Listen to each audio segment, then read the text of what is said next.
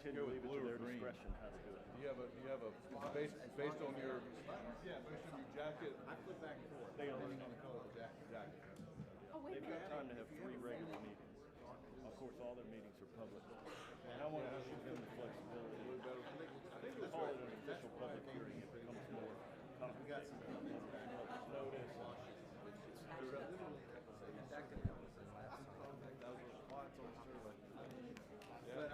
It'll be all right, trust me. I think they shifted for. What's the concern?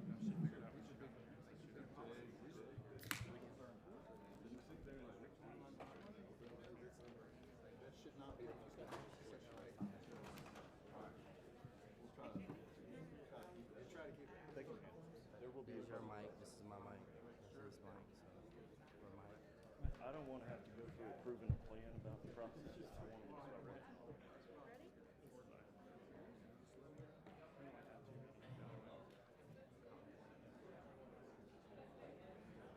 I'm telling you, they know how to do it.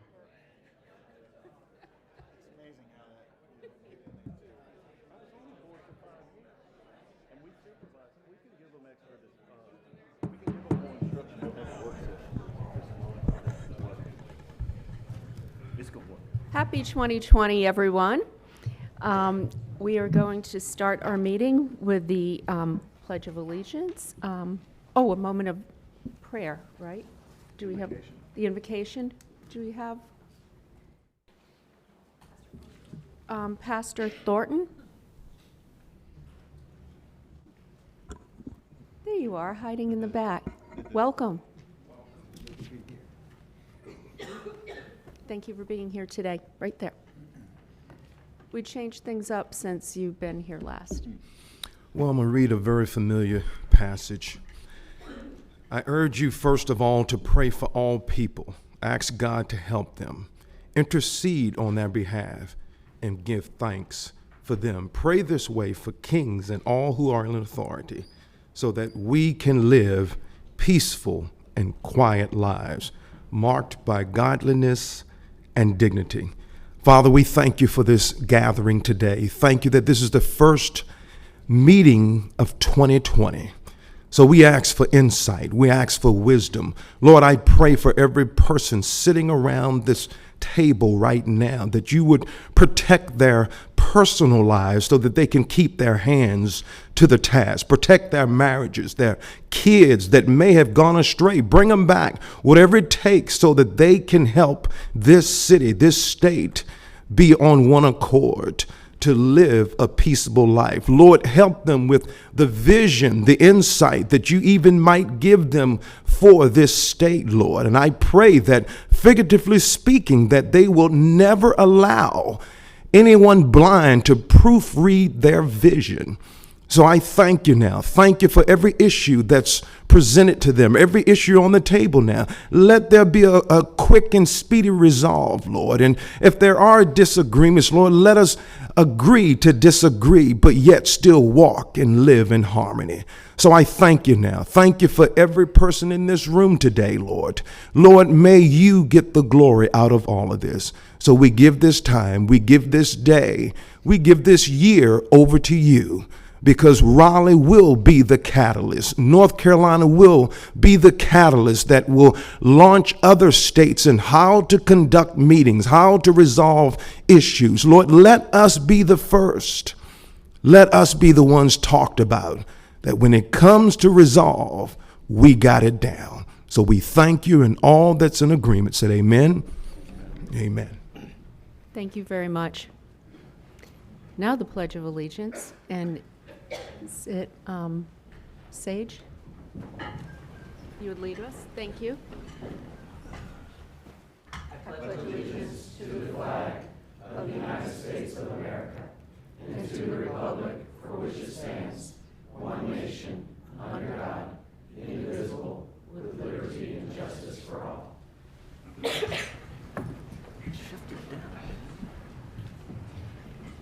Next, we have recognition of special awards.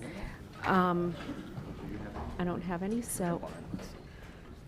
Thank you, Mayor and Council. Every now and then, we want to make sure that we recognize some of our awards that our departments receive, and it's my pleasure to introduce Robert Massengill to talk about one today. I just wanted to mention it very quickly. Our Raleigh Water Department received an award for Sustainable Water Utility Management from the Association of Metropolitan Water Agencies, and this is the recognition. I'll pass it around so everyone can sort of look at that, and I'll ask Robert, if you could take a few moments to describe the award and why we're proud of it. Sure. Mayor and Council, thank you for the opportunity to be recognized for this award. The Association of Metropolitan Water Agencies, or AMWA, is a member organization of the largest public water providers in the United States. AMWA represents the interests of its members by working with Congress and federal agencies to ensure that federal laws and regulations protect public health, but are also cost-effective. In 2008, AMWA collaborated with EPA and other organizations to develop the Effective Utility Management Principles and the 10 attributes of an effective managed utility. A utility that addresses all 10 attributes effectively is considered taking care of business. The 10 attributes are very comprehensive and include product quality, customer satisfaction, stakeholder understanding and support, financial viability, operational optimization, employee and leadership development, enterprise resiliency, infrastructure strategy and performance, community sustainability, and water resource adequacy. Our department developed our first strategic plan in 2011 with goals, objectives, and action items around these 10 attributes that I just named. We've updated our strategic plan, business plan multiple times since then as we've completed initiatives and added new initiatives on. This award, AMWA's Sustainable Water Utility Management Award, is the third in a series of utility management awards from AMWA, with the first being in 2013, the Gold Award, followed by 3 years later, the Platinum Award in 2016, with demonstrations of continuous utility management improvements over each 3-year interval. We were recognized for this award for implementing an asset management program to take care of our aging assets, infrastructure, practicing emergency preparedness, implementing management systems similar to ISO management systems throughout the utility. We call our management system the Raleigh Utility Management System, or RUMS for short. For maintaining a watershed protection program, implementing the bioenergy recovery project that will utilize digester gas to fuel our bus fleet, developing a utility customer assistance program to help our low-income customers, securing reallocation of additional water supply from Falls Lake last year, and maintaining strong financial goals, resulting in AAA bond ratings from all 3 bond rating agencies.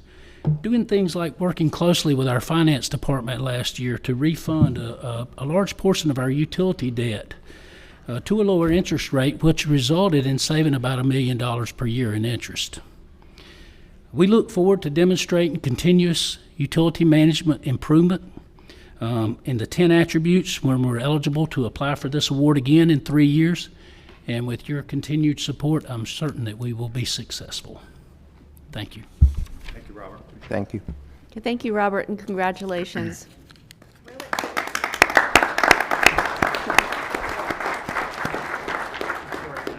Would you like to say something, I'm bringing this award home. I'll get it to you afterwards. Thank you, Robert, so much.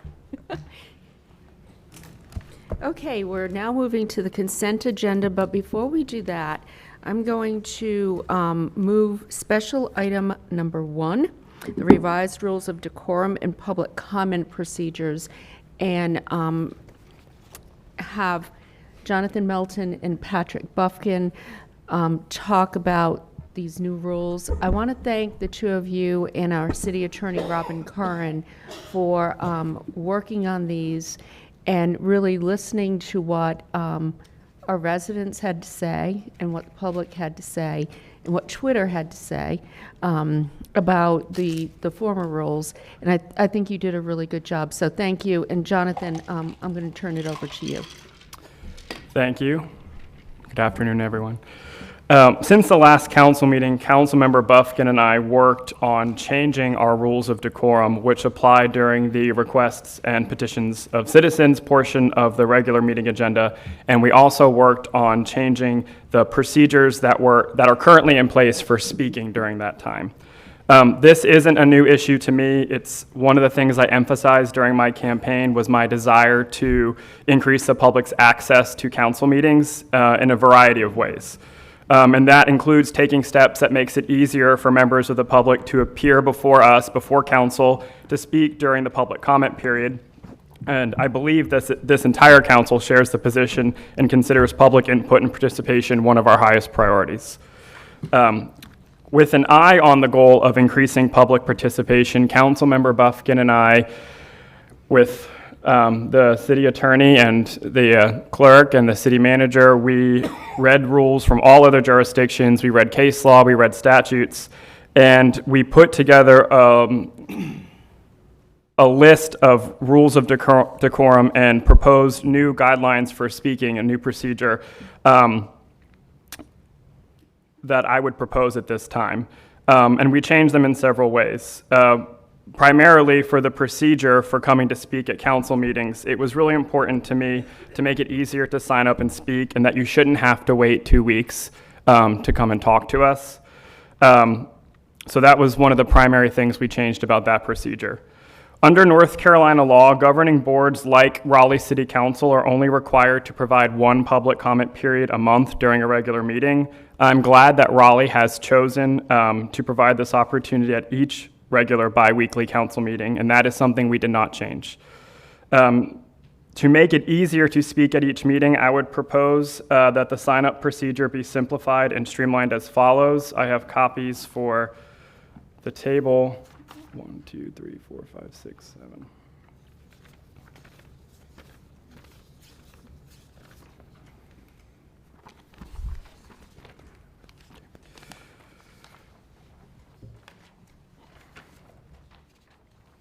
Thank you. I did not keep a copy for no, I did. Got it. And I'm going to read them now. Persons wishing to provide public comment shall follow the following procedures. Speakers can sign up by clicking on the Requests and Petitions of Citizens link on the city clerk's page of our city website. Alternatively, a speaker can contact the city clerk's office at 919-996-3040 to add his or her name to the list of speakers or to request further assistance. In order to be added to the list of speakers, an individual must provide his or her name, physical address, telephone number, and email address. The speaker will also be asked to acknowledge the rules of decorum. The speaker may, but is not required to, provide additional information about the topic to be discussed. This information would allow city staff to research the issue and potentially provide a resolution or more information by the time of the meeting or before. The sign-up period will open at the conclusion of the immediately preceding council meeting and conclude 1 hour prior to the start of the next scheduled regular council meeting. Speakers can add their names until noon on the meeting days where we meet at 1 p.m. or until 6 p.m. during the meetings when requests and petitions of citizens are heard in the evening session. If a speaker wishes to present information in electronic format, the sign-up procedures remain the same. However, the electronic information must be submitted by 5 p.m. on the Friday before the council meeting. This requirement is associated with technology security needs and to prevent compromise of our city computer network. The clerk will deliver the list of those persons signed up to speak to the mayor before the beginning of our meeting. The speakers will be called to the podium in the order the requests were received by the clerk.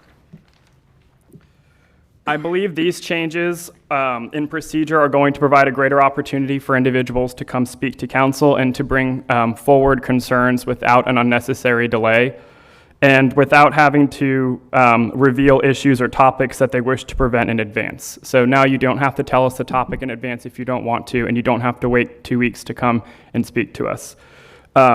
I just provided a copy of these procedures to the mayor and each council members, and at this time I would move that these new procedures be approved and that they go into effect at the conclusion of our next meeting. So to be clear, in order to give the clerk's office time to adopt this new procedure and to get the sign-up form online, at the end of our next council meeting, the sign-up procedures would go into effect. So to speak at the February 4th meeting, you'd have from the end of February January 21st until an hour before the February 4th meeting. So that's the motion. Second the motion, if I may be recognized for some brief comments. Yes, of course. Thank you, Mayor. I will be brief, and I appreciate the efforts Councilor Melton has undertaken in reviewing these rules and revising them, and grateful for the very able assistant we have in our city attorney. Just 3 brief points. First, this was a very sincere effort to comply with the requirements of the First Amendment and make our council meetings a more welcoming environment for people who want to come and talk to us. And that's probably the most important thing I could say about these changes that I support fully. Secondly, the changes allow for the mayor to run this meeting and the mayor to enforce these rules. We haven't tried to address every single situation that comes up, but I am certain, I speak for many in this room, that we have full confidence our mayor will enforce these rules in a fair and equitable way, treating everybody the same so folks have a chance to exercise their rights and we have an efficient environment for running our meetings. And finally, more broadly, I think this whole conversation is an opportunity for our community to pause and think about how Raleigh, the capital city, can set an example for our state and our nation at a time when politics have become very divisive. We have an opportunity to set an example on how we can deal with public problems and have a polite debate in a constructive manner, treat each other like neighbors, and help keep our city moving forward. And I think that's very important, so I fully recommend these changes to you, fellow members of the council. Thank you, Mayor. Thank you. Mr. Martin?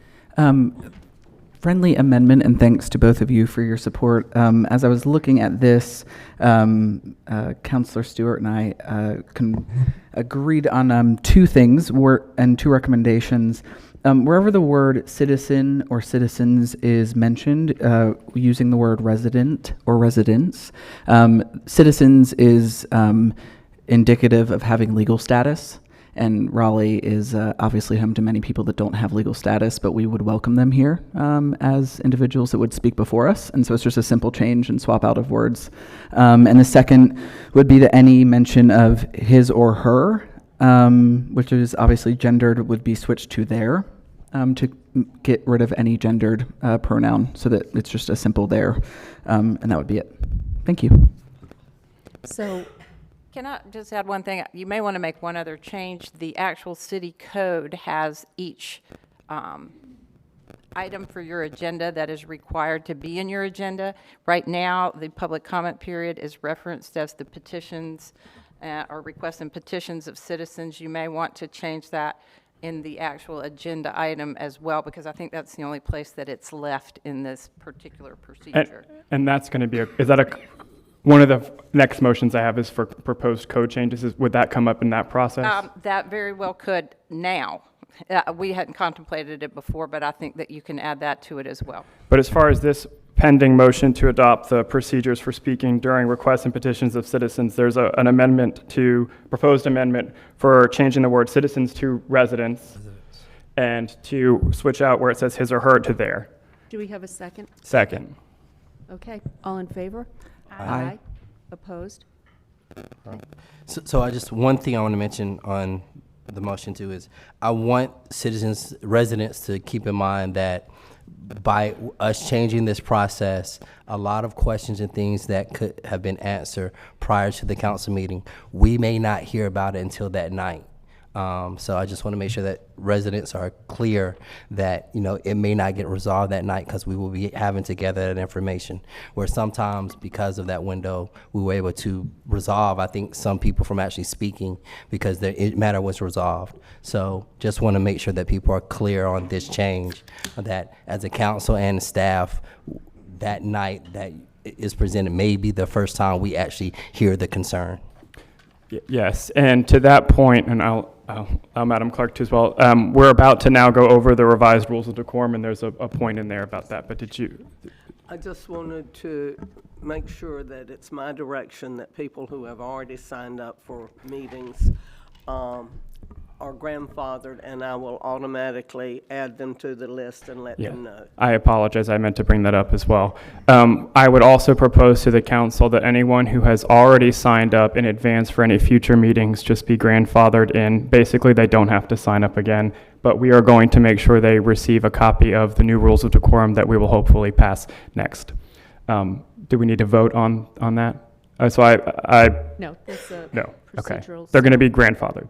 Yes. So if you've already signed up to speak, you don't have to sign up again. That's the gist of that. Okay, the next thing I would like to propose is that we amend the existing rules of decorum that apply during the public comment period. The same statute that requires public comment once a month also allows council to adopt reasonable rules which govern how the public comment period is conducted, including rules to maintain order and decorum. I want to increase the public's access to council and to make it easier to speak. But at the same time, I do believe it is important that people are civil, respectful, and courteous when they do so. I have been informed during this process, Council Member Buffk and I were informed, that the council has never done a comprehensive review and rewrite of the rules of decorum with the assistance of the city attorney's office. So Councilmember Buffkin and I have done that process over the past 3 to 4 weeks. We had phone calls over the break when we were all in different states. We've put our heads together, like I said. We've read pretty much everything we can find on this topic. And we have come up with a draft that we would like to present for council's consideration. So I'll pass those out now.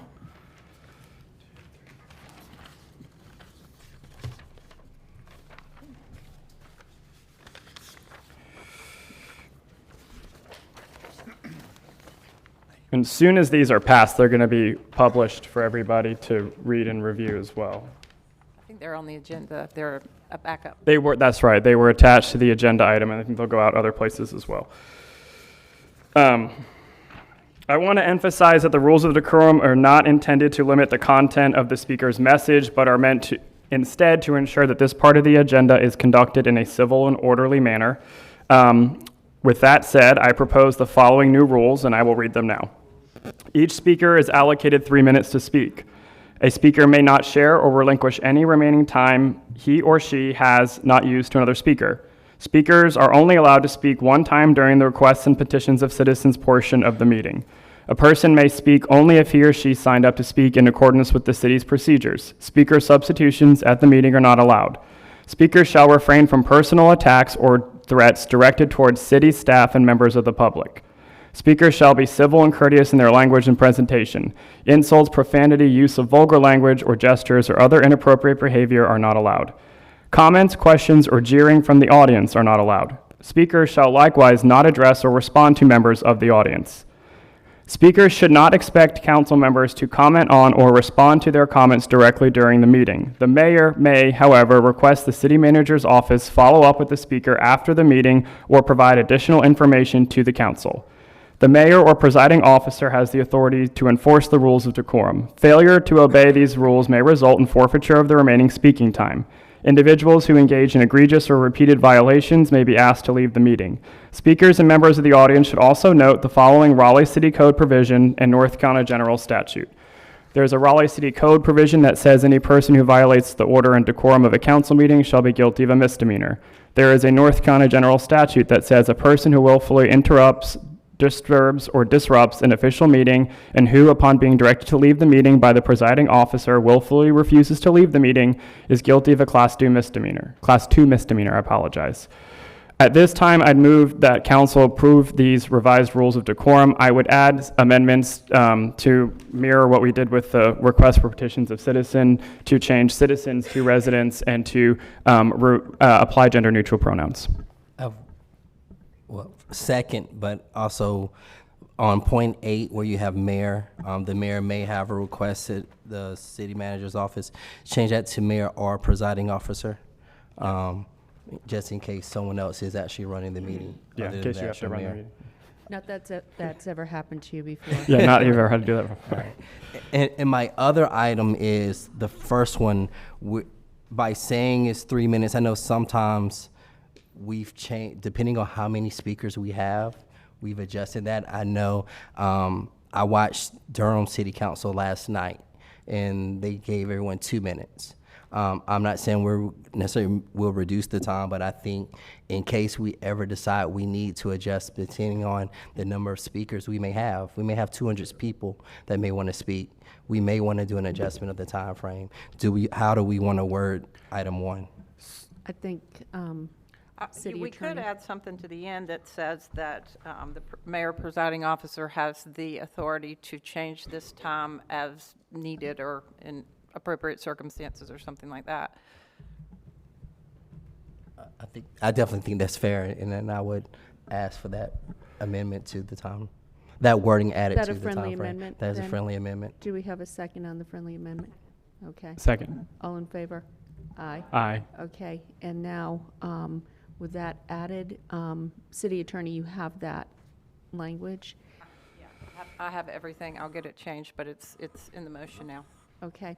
And I just wanted to add to that as well, that this is new for all of us, and especially for the Madam Clerk. And we had talked about that if there are issues that come up and we need to be adaptable with these rules or adaptable with the procedures, if we have to take another look at this and come back with some amendments, we're willing to do that. We're willing to listen and to learn. But we think after a lot of time talking and reading basically what every other city and county does and reading the law, that these are the best rules for right now.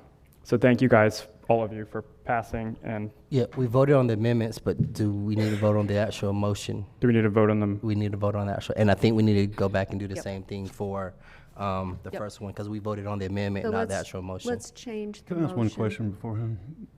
Yes, The question of somebody wanting to put something before us, a document or something, but that they don't actually want to speak, but they want to ensure that we're going to hear it or see it or read it. I know that sounds a little odd, but there are some people that don't want to speak, but they want to make sure that we get the information. I think it's not about the speaking or not speaking, it's about us getting the information from those folks. I know, They can does that make email sense? us. I think it's more about Well, I letting guess everybody it's a see public, it. Yes.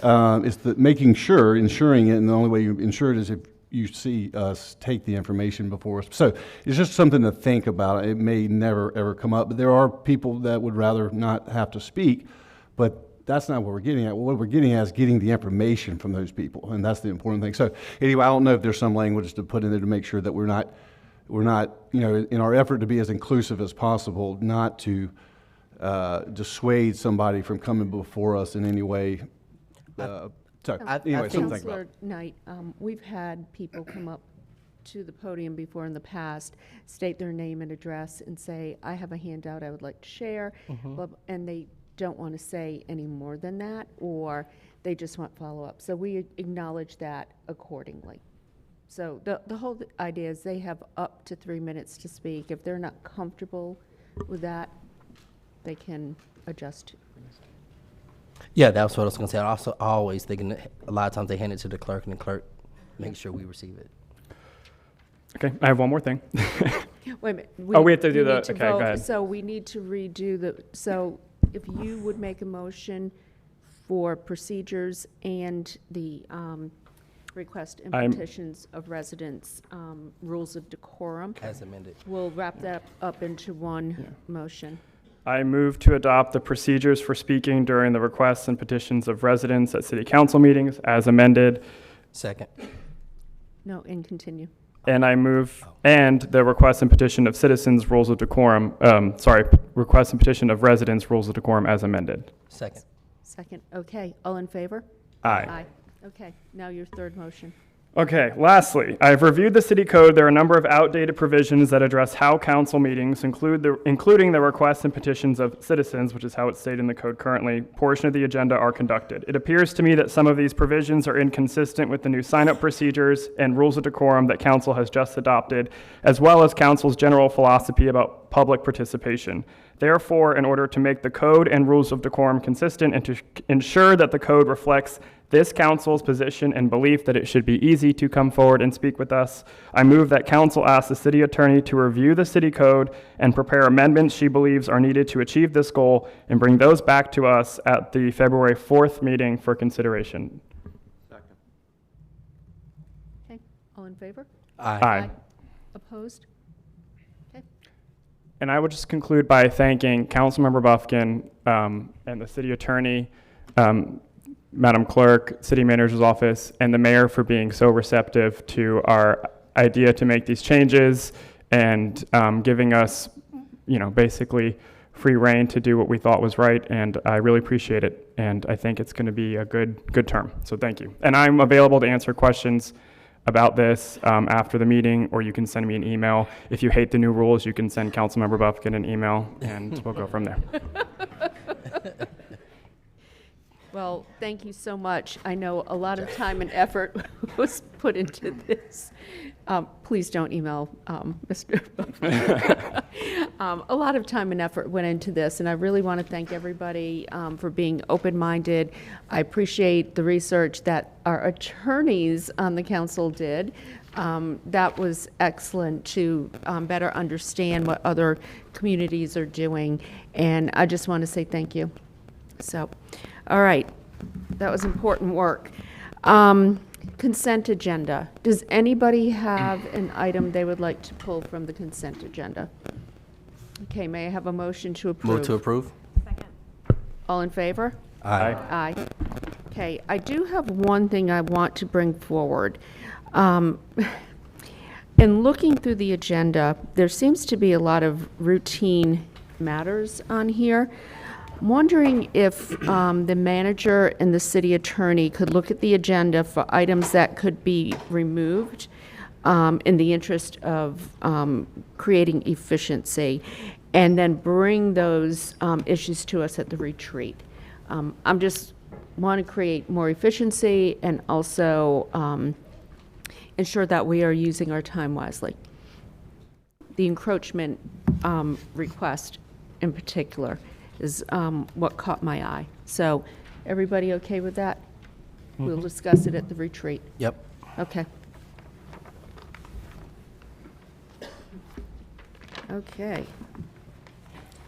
Now we have the report and recommendation of the Planning Commission.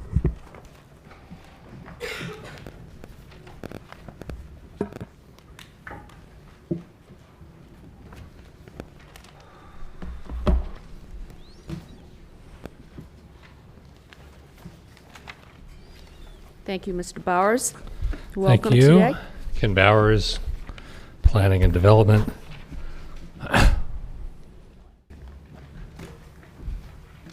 We will start by reviewing what's calendared for public hearing, and what's calendared for public hearing for our next upcoming meetings is nothing. It's like a vast prairie stretching out to the horizon, just waiting to be filled with zoning cases and text changes. Slides are slightly out of order, so excuse me while I skip around here. We're going to start in the order that they appear in your agenda with Z3419. This is the Capitol Hotel site on Capitol Boulevard, just north of 440. I think many of you are familiar with it. It's been a vacant building for some time. There are two properties associated with it, one that fronts on Capitol Boulevard and one that fronts on Glen Ridge. The latter is zoned currently R6, and there are two separate zoning cases, just in case there's any confusion on that. But they are tied to the same project and same applicant. So this is around 5 acres of irregularly shaped property, currently zoned R6. The zoning request is RX4 with conditions. Atlantic CAC heard this case and voted 17 to 5 to conditionally recommend approval. They were concerned about buffers between the property and the residential lots fronting on Glen Ridge and Barwell and Brentwood Road. Planning Commission heard the case and voted 6-0 to recommend approval, and staff recommends a public hearing date of February 4th. Do I have a motion to approve? I move approval of the staff's recommendation. Who is the second? Okay. Mr. Yeah, I'm Councilmember. fine with that. I would, I've spoken to some folks about this, and I would propose that if we can make it happen, the hearing be our next meeting, the 21st of January. Do we have notice, enough time to notice? For Z34 and Z35. For the next two, 34, 35. Madam Clerk, we have time to publish those two? Yes. Yes. Okay. So I'd amend that to change the date. So would this be for Z34 and Z35? Because that's where the request came. Yes. So we haven't gotten to Z35 yet? We can do it then too, but I would also defer to Councilmember Cox as it is his district. Well, I have asked specifically residents of the Brentwood neighborhood, and they have indicated they would like to keep it for an evening session so that they can participate in the hearing. I withdraw the request then. Well, I was wondering if the applicant can excuse me. explain. Councilor Cox, I was just getting ready to say something. One of the reasons for the request is that the CACs canceled the meeting several times, so this issue has been... Actually, Time. they didn't have a meeting in it was either November or in November, so it was one meeting because I attended all the meetings. But I would like to hear from the applicant what hardship that might present if we hold the meeting in February rather than January. Is the applicant here?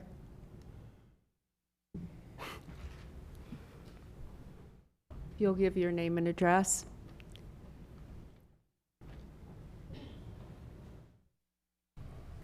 Hey, Amanda Mann, 431 Fayetteville Road, Suite 530. I'm actually here on behalf of Molly Stewart, who has completely lost her voice.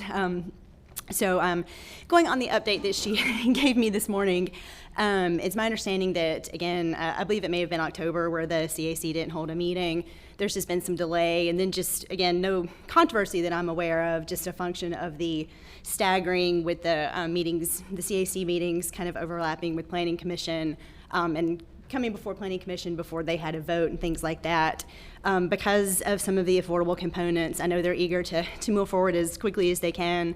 They are, my understanding, dealing with some cost constraints generally with the project. They're eager to move forward and just would like to make up that time. Yeah, I understand the eagerness. I think everybody's eager to do something about the hotel. But I'm also eager to allow people to be able to participate in the public process.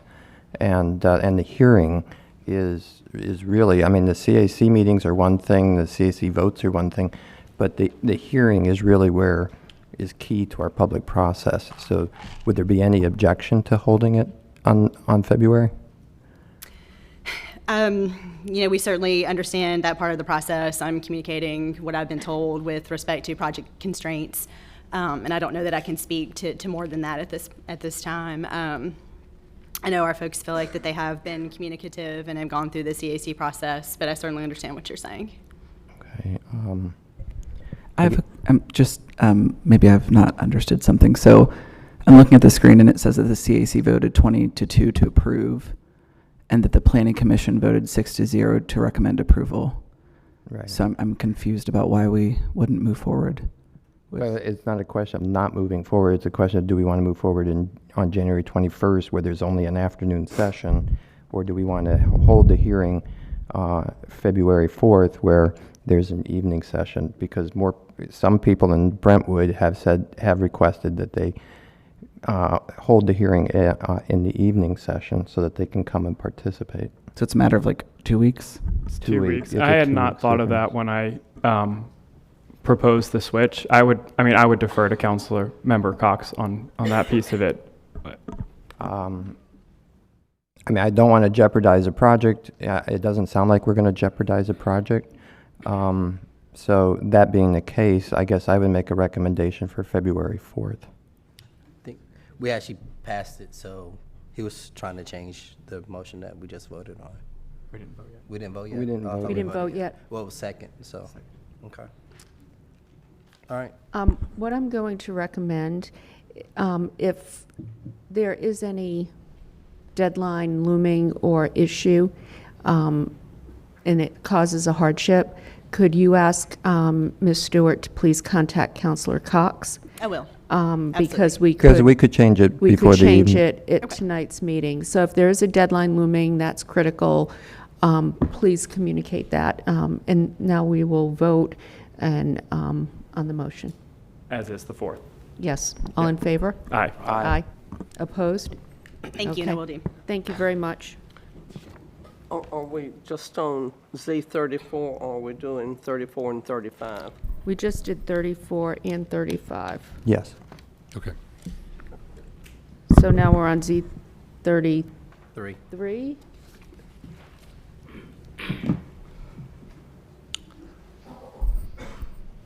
So this is a property on Corporate Center Drive, between Corporate Center Drive and Interstate 40 in West Raleigh, and it's requested to rezone almost 22 acres of land from Office Park, 4 stories with parkway frontage and Special Highway Overlay District 1, to OX7, conditional use with Special Highway Overlay District 1. Planning Commission reviewed and recommended approval 6-0, and the West CAC has also recommended approval on a 10-0 to 2 vote, that being 2 abstentions. Recommended public hearing date again is February 4th. Do I have a motion to approve the public hearing? Move to approve public hearing for February 4th. Second? Second. Okay, all in favor? Aye. Aye. Opposed? Okay. All right. So Z15? Z15. So I have a little update from the applicant on this one, but this is a rezoning case it's been around for quite some time, has gone through a lot of changes. It is a planned development rezoning in the Urban Watershed Protection Overlay District, located at the intersection of Raven Ridge Road and Falls of Neuse Road. Planning Commission has no recommendation. There was an even number of members at the meeting, and the Planning Commission was split. So motions were offered to both approve and to recommend both approval and denial of this case.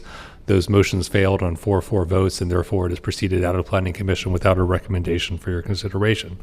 The North CAC considered this matter and voted to recommend denial on a 23-56 vote against the proposed project. We were recommending a public hearing date of February 4th. The applicant has got in touch with staff today, and they would like this to be held for 2 weeks.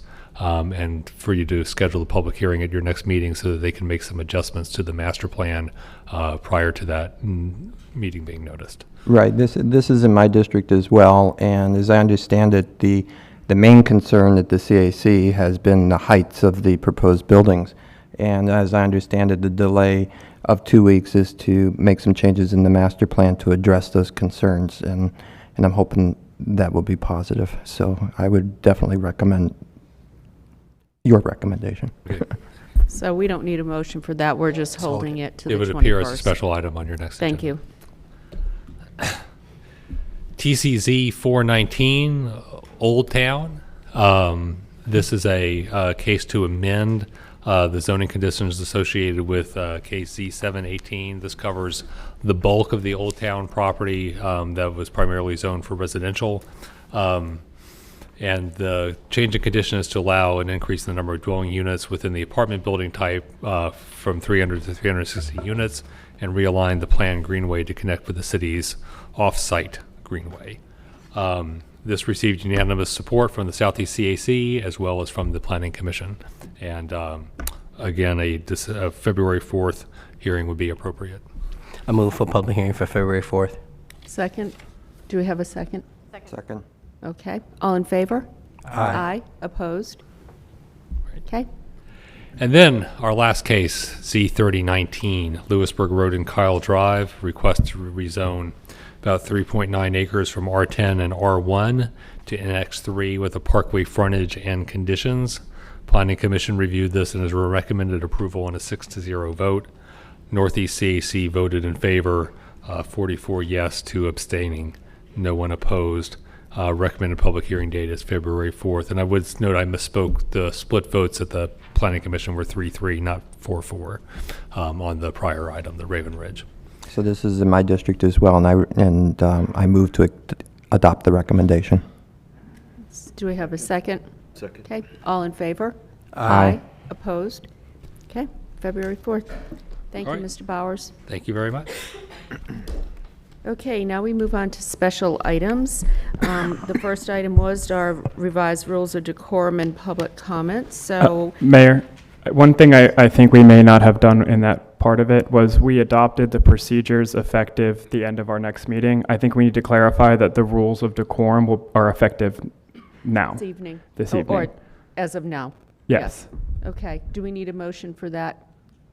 Yes. Okay. So Is that- I move that the rules of decorum that we adopted are effective immediately. Second. All in favor? Aye. Aye. Opposed? Okay, thank you. Before we leave this item, could I ask City Attorney a question, please? Yeah. Does it help to give you authority to make non-substantive changes if you discover typos or wordsmithing that later on you realize does it help to have that authority? Do you need it? I think we've got them. I think we've got them pretty tight. But if as soon as I say that, I'll find an extra period. So, having brought it up, why don't you go ahead and do that, since they have been a work in progress, and we have gone pretty quickly, although thoroughly, through them. I think that's not a bad idea. All right. Well then, Mayor, I move we authorize the City Attorney to make technical, non-substantive corrections or revisions to the rules and the other documents as necessary. And if I did do that, I would certainly circulate them before anybody else would see them, to make sure that everybody's on the same page. Second. All in favor? Aye. Aye. Opposed? No. Thank you. All right, second item is Raleigh Unleashed event, which is January 25th at the Raleigh Convention Center. Would you like to? Sure.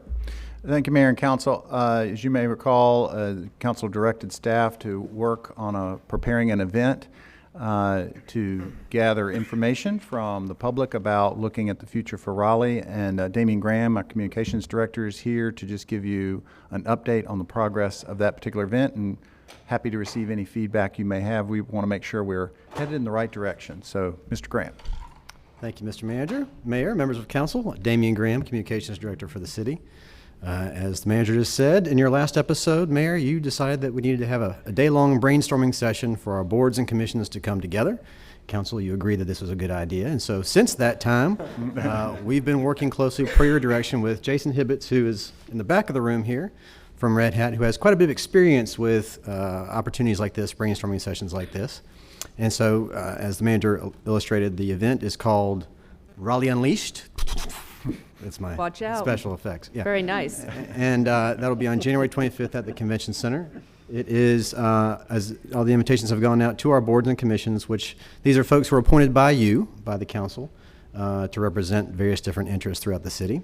We've had a good response so far. The event kicks off around 9 o'clock and runs to the late afternoon. Mayor and council, you were invited to attend the readouts, and the goal of the meeting, and Jason could speak to this more than I can, is to identify some of the challenges and opportunities that exist within the city, and hopefully provide some great solutions that we can hopefully take advantage of. But I'm here to answer any questions, but certainly Jason is here as well, if you have any. So as you might recall, I asked council members not to attend this session because we didn't want to influence what people said. We wanted it to be about those participating. But there is an opportunity to attend the readout. Do we have a time on that yet? We're still finalizing. No, thank you, Mayor, City Council, staff. First, thanks for the opportunity to help with this. It's probably going to be 3:30 in the afternoon. We're going to get the final details squared away next week, and we encourage council to come and see what kind of ideas we come out that day. Excellent. Jason, I want to thank you. We are an open source city with Red Hat is one of our corporate entities. So really want to thank you for participating and helping lead this and working with Damian. I'm really excited about the energy and enthusiasm around the idea. One thing I did want to ask was for all of our council members to reach out to the chairs of the boards and commissions that you're a liaison to and encourage them to participate and encourage them to tell their board members to participate. There's a portal where they can sign up. Is that correct? Is it on the website? It is, and they've all received invitations thus far, and then after this meeting, we're going to send out paper invitations, which will then send them back to the website to register. Okay. Any questions from council members? I don't know how true it is. I have heard that some board and commission members hadn't received an invitation. We had a few hiccups here and there, but we've gone back and double checked and make sure those folks have been invited. Okay, thank you. Okay. Well, thank you. I love the sound effects, Damien. Can you do those again? Again? Just because you asked. All right, excellent. Jazz hands are extra, so, yeah. Thank you very much, and thank you, Mr. Hibbets. Really appreciate that. Okay. So if you can all make it for the readout, could be some great ideas there. We will consider some of these ideas at our retreat, which happens to be our next agenda item. Great. City Manager? Yes, thank you, Mayor and Council. As you may recall, at your previous meeting, you asked us to work with a couple of council members, so thank you to the mayor as well as Councilmember Melton and Stewart to brainstorm and put together a proposal for your consideration for a board retreat. Now, different from the Raleigh Unleashed, this is your opportunity to set goals and priorities as a board over the next couple of years, as well as look at your strategic plan. And so attached in the agenda item is a proposal from that particular discussion for your consideration today. I'm not going to read everything through it. I'm just going to hit a couple of high points. It's in the agenda. Again, the dates, February 7th and 8th, full day, with the proposal to do it at the Raleigh Convention Center. And really that's a practical matter in terms of scheduling locations, as well as we have a lot of staff support there, so it makes it easy for us to manage on a kind of a short notice for scheduling space. We're recommending Michelle Ferguson as a facilitator. She's worked with the council in the past and understands and was involved in the development of the strategic plan. And she has a background in facilitating board retreats, and there's some additional information for her in the materials. And then the group talked about several potential agenda topics, the most important being the council goals and priority setting, but as well developing board leadership and working together, effective council staff working relationships, communications in various dimensions, how we share information. So proposal for an intergovernmental relations panel. Primarily, we want to invite representatives of the North Carolina General Assembly to come and speak to the council and have some dialogue. If for some reason we're unable to pull that off because we've set the date as a Friday, Saturday, and sometimes the members of the General Assembly go home, or if they're not in session, they're not as easily available. If that doesn't work, then the alternative would be County Commission and school board members to ask them to come and talk about some community issues. So that's sort of alternative two. And then there's always what we call thoughts from the manager. These are organizational updates, your strategic planning, and potentially budget and finance outlook. So you can do some strategic planning, but then you have to pay for it. So those are what those constraints. That's a lot of material, so we may not be able to pull that all in. What we would suggest is that Michelle Ferguson would interview each of you in preparations for the retreat, and then as a part of the results of those interviews, put forward a proposed agenda. And if some stuff falls out, we can pick that up in a work session, or, for example, a budget work session if we need the time. Only other thing is casual business attire. The group just suggested to have light hors d'oeuvres at the end of Friday evening as opposed to a full dinner, so sort of a light snack thing, and then everybody gets to go home. And we would limit our staff participation to just really focused around the manager's office and maybe a few other folks that are going to participate. So this would be primarily focused on you as a board gathering the information that you've received from, luckily after the Raleigh Unleashed event, you'll have some material to look at in terms of informing you, and focus on your goal setting as a board going forward. So, but last thing I'll say is this is your retreat. This is not a staff recommendation. This is up to you to focus on how you want to work your time together, and we're here to support you. One thing I would like to add to the agenda is a tour of downtown South, especially after Friday's lunch. I'm thinking we will need to get up and move around a little bit. Downtown South has been topic of a lot of conversation. I think there's a lot of misinformation about what is actually located on this property. And I think getting out there and actually seeing it would be very helpful. So if we could incorporate, maybe it's a bus tour out there, small, I think that would be really helpful for everybody to see. And then enable you to visualize and envision some of the discussion that will be upcoming. So. That Okay. works, definitely. Okay. All right. Anything else? Any comments from council members on this? Okay. Will we be meeting again to finalize the agenda? Well, what we would suggest is that we would bring forward an agenda at either a future meeting, or we would distribute that to you based on after Michelle's able to get through all the interviews. So All right. You will see that then getting calendared, and it can be a phone call, and then we'll bring that forward as a proposal, hopefully by the 21st, but it depends on schedule. Okay, excellent. Thank you. Item number 4 is rezoning case Z23, which was deferred into this meeting. Bynum? Yes, ma'am. So we have signatures in hand on the conditions that the Planning Commission was endorsing to you, and so you could set the hearing. The recommended hearing date is February 4. Of course it is. Thank you. Mayor, I move Yeah. to follow the staff's recommendation. Use your Okay. mic. Your mic. I move to follow the staff's recommendation. Second. Okay, all in favor? Aye. Opposed? Okay, thank you. Number 5 is the non-residential parking requirements in the downtown mixed-use district. Who is, Jason Harden? Jason Harden. Good afternoon. Jason Harden with Planning and Development. I have just a few slides, some background information on how this got to the council. Can I ask a question before you start? Certainly. Did this ever get to a text change? Right. So it did not, and today's action potentially would be to authorize a text change. There are some parking regulation, some other text changes that have been authorized and have been pending, awaiting a decision, some direction on this particular change. So today's action, if there is one, this would pair this with those other parking adjustments. Okay, thank you very much.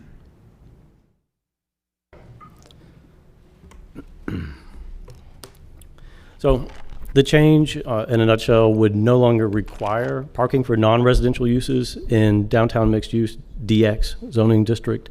It would not affect how much parking could be provided. It's simply whether or not there's a minimum that's required. The current requirement is 1 space for 500 square feet, which is a bit less than non-residential requirements outside of downtown, but not dramatically less. The Healthy Neighborhoods Committee, which Councilmember Stewart was a part of during the last session, took this up over a period of a couple meetings and ultimately made a unanimous recommendation to council to approve this.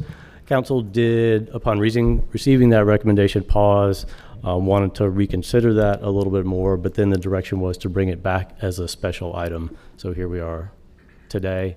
So a little bit of background just about parking requirements may seem eye-glazing to a lot of people, but can significantly shape the feel and appearance of a downtown. And picture there, talking about endless planes. You see endless planes of parking in that particular downtown. So these were created to address concerns about spillover parking. And they do that, but they're a fairly blunt instrument for doing that. And they've also had some unintended side effects. They also involve a lot of assumptions, particularly at this moment in time, about the future of transportation. Are we going to continue our existing mode share of mostly driving by ourselves, or with the transit investments that we're making and a desire and investments in walking and bicycling downtown, are those going to increasingly become ways that people travel to and within downtown? And then with ride-sharing services, Uber and Lyft, increasingly that's how people are getting to destinations. Are we requiring parking that in the future may be unnecessary and obsolete? So I noticed that there's some unintended consequences, and there's quite a few. There's always trade-offs in any decision, and while providing parking is certainly a good thing for people traveling to downtown, there are some trade-offs involved that sometimes aren't as explicit, can conflict with, and I'm talking about both residential and non-residential requirements, housing affordability and housing supply. If you're building parking, you're not building housing. Increased transit use and walking. So if parking requirements are serving as a subsidy for parking and driving, then that's a disincentive for transit use or walking or other modes. Certainly can affect carbon emissions and other air quality emissions. Equity between transit users and carless households and car owners. If your rent is the same, whether or not you're driving or using that parking space, or if you're paying the same price for groceries or your meal, whether or not you get there by car or on foot, then that's an equity issue. Comfortably walkable areas, obviously the picture there is a little extreme, but some fairly uncomfortable areas, I would say, in that example. And then the downtown requirements in particular, that's what is before you today, can discourage, and this is probably the biggest effect, reuse of older buildings or the development of smaller parcels. They don't necessarily have a big impact if the move is to eliminate these requirements on larger developments. Nearly all the big developments we see actually provide more parking than is currently required, but it's the smaller scale developments where they can be a real hindrance. So there have been a couple recent actions, and that goes to the question from the mayor. So a few of these are pending as text changes and potentially can be lumped together into one change that can move forward back to you pretty quickly. So there was an approved change as part of a broader text change that reduced the amount of required parking near frequent transit. So that has been approved. The pending changes are reducing requirements for multifamily, multi-unit residential development, and eliminating residential requirements in DX, downtown mixed use, and the TOD overlay, which is transit-oriented district overlay, exists but hasn't been applied yet, but we'll have some discussions about that as part of the planning around bus rapid transit in the coming months. So just a quick look at peer cities, and these are not cherry-picked. This is pretty consistent with what we've seen with larger cities across the country. So Raleigh doesn't require spaces for the first 10,000 square feet, but after that, 2 per 1,000. Charlotte's is a quarter of that amount. Winston-Salem does not require any, neither does Durham, Columbus, Ohio, Richmond, Austin. You could go down a list of cities across the country that have eliminated downtown requirements. I'll talk for just a second, this is next to last slide, about parking spillover, because that is one of the reasons for creating parking requirements. The idea that a site is taking more than its share of on-street parking. So parking requirements do address that clearly, but another approach that is used in the city of Raleigh is residential permit parking. We have 11 such areas currently. Designate spaces, these are typically near downtown or other universities or mixed-use centers where there is higher demand, and can do a pretty good job in addressing that demand so that people visiting those places can access them, but people who live there also have some degree of on-street parking, which they would pay for. And again, that goes to the equity question. So if you don't use it, you don't have to get the permit. If you do use that public resource, the street parking, then there's a slight fee for that. So in summary, those larger cities increasingly eliminating those requirements. No cities have eliminated or drastically reduced and then reinstated their previous requirements. So there haven't been cases where there were some terrible consequences that they felt they had to go back and mitigate or rethink. Again, larger projects almost invariably exceed existing requirements. So this is more about those smaller projects downtown. Downtown Raleigh Alliance weighed in during the committee's discussion, and they were supportive of this change. The committee unanimously recommended the change. And again, the action today potentially would be authorizing the text change, which would go to Planning Commission and then back to Council. So happy to take questions if there are any. So Councilor Stewart? Yes. I have a motion, but if folks have questions, I'm I have happy a to. question. Okay.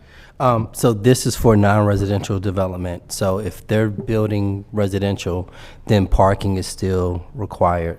Currently, although one of the previously authorized text changes would also address remove requirements for residential parking. Right, but that's a different Yes, sir. text change. This one in particular. Right. Okay. And the status of that is heading to the Planning Commission now, or is that stalled? Pending this decision, it would be, because these deal with the same sections of code, the simplest and clearest for the public process would be to put them together into one text change. Okay. So, Mr. Harden, is that the slide with the three? Yes. Can we put that back up? Yep. Councilor Melton, did you have a question? I thought I saw you. No, I've Okay. talked enough already.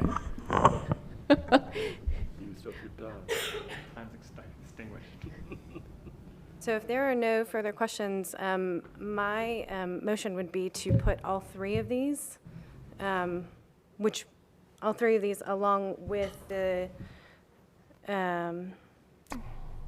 this one that's in front of us right now, the non-residential parking requirements in downtown mixed-use district, into a text change and head it to Planning Commission. I'll second that. Yeah. All in favor? Aye. Opposed? I'm for it. I just want to just mention one thing that. Wait, can what- we finish the vote? Yeah. Did everybody vote? Yeah. Okay, no opposition? Okay, got that, Gail? Yeah, I just want to make it clear that this is reducing the minimum requirements and that development, will look at each case and they will decide, for their project to be viable, for their tenants, how much parking is needed. Exactly. And as far as hotels, does this impact hotels as well? Yes. Okay. Okay. Have our marching orders. Thank you. Mr. Harden. Okay, item number 6 is cottage courts, revision to the recent UDO text change. And I guess, Mr. Holland, thank you.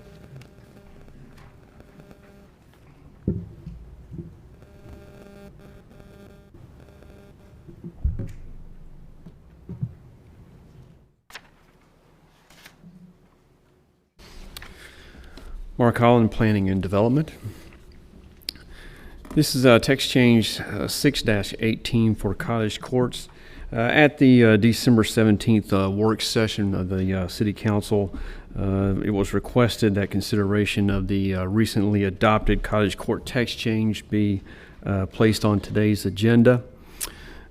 Just to give you an overview of the text change, it involves cottage court, which is a group of smaller houses centered around a common area. This was a form of missing middle housing that would improve affordability while fitting into the scale of your typical residential neighborhood. This text change was designed to increase usability. The council referred to the Planning Commission changes that would increase the permitted density. Following that referral, the council's Healthy Neighborhoods Committee made additional recommendations to that text change. Based on the Planning Commission's recommendation, the City Council adopted standards for site and lot dimension, internal courtyard standards, building and structure setbacks for lots and for the site as a whole, parking setbacks, height standards, and courtyard requirements and restrictions. The language that was adopted by the City Council was consistent with what largely consistent with what the Planning Commission had recommended, with a few exceptions, and one of those is the allowance of the cottage courts within the R4 residential zoning district. That allowance was removed, and it was to be allowed in the R6, R10, RX, OX, NX, and CX districts. The council also recommended a limitation of 15 units, where the Planning Commission had originally recommended 30 units. The next steps for this would be, should the council choose to authorize a text change to incorporate the Planning Commission recommendations or any additional revisions, we would take that text change and back to the Planning Commission for their review and recommendation, then bring it back before the City Council for a final decision. Staff is available for any questions. Right. I have some questions, but would like to know if anybody else has questions. I do. Councilor Buffkin? Is there a minimum requirement for the square footage of the cottage units themselves included in this text change? There is a minimum unit size, and that was something that was discussed at some amount of length at the council, at the Planning Commission and at the council level, and that unit size is 1,800 square feet. So that's the minimum? I'm sorry, that would be the maximum. That's the max. Okay, so you can go up to 1,800. Up to 1,800, yes. So is there a minimum? No. No, there is no minimum. Thank you. Any other questions? Okay. I have one question, if I may. Yes, Councilor Cox. With cottage courts, there was a lot of study done in other communities about cottage courts. What's the typical number of units that other cities adopt for cottage courts? I do not have that information here in front of me, but that is something I can certainly research and get an answer to you. Okay, but as I recall, it was considerably smaller than 30 units. From my recollection of the discussions, it is less than 30 units. Okay. Okay, so I have a question, just a background here. What was the concern of allowing cottage courts by right in R2 or R4? I think that the concern, from what I recall, I think the concern was the size of the existing lots within those developments. This may be too intrusive upon those lots. Intrusive. As in too dense for the surrounding area. Maybe it would, these lots, particularly if we were going with the 15 units per, the 30 units, that it would be too much of a too much out of character with the existing lots that you would find within an R4 zoning district. So describe to me what the limited use in R2 would be. The limited use would mean that there would be certain restrictions on it as to where it could be allowed within those districts. Maybe there's a minimum overall lot size that it could be, like if you had to have say 2 acres as opposed to 4 within another zoning district, and there may be another further limitations on where you can locate amenities on the property. And then we could also place further restrictions on it where it would have to come before the council for some other types of approvals. Wow. Okay. Is there a consensus that we want to make a text change to the text change? I have another, so this first and then any of the other questions. Yeah, okay. Go on, Counselor. I had another sort of question and potential text change to a text change, more of a question. Yeah.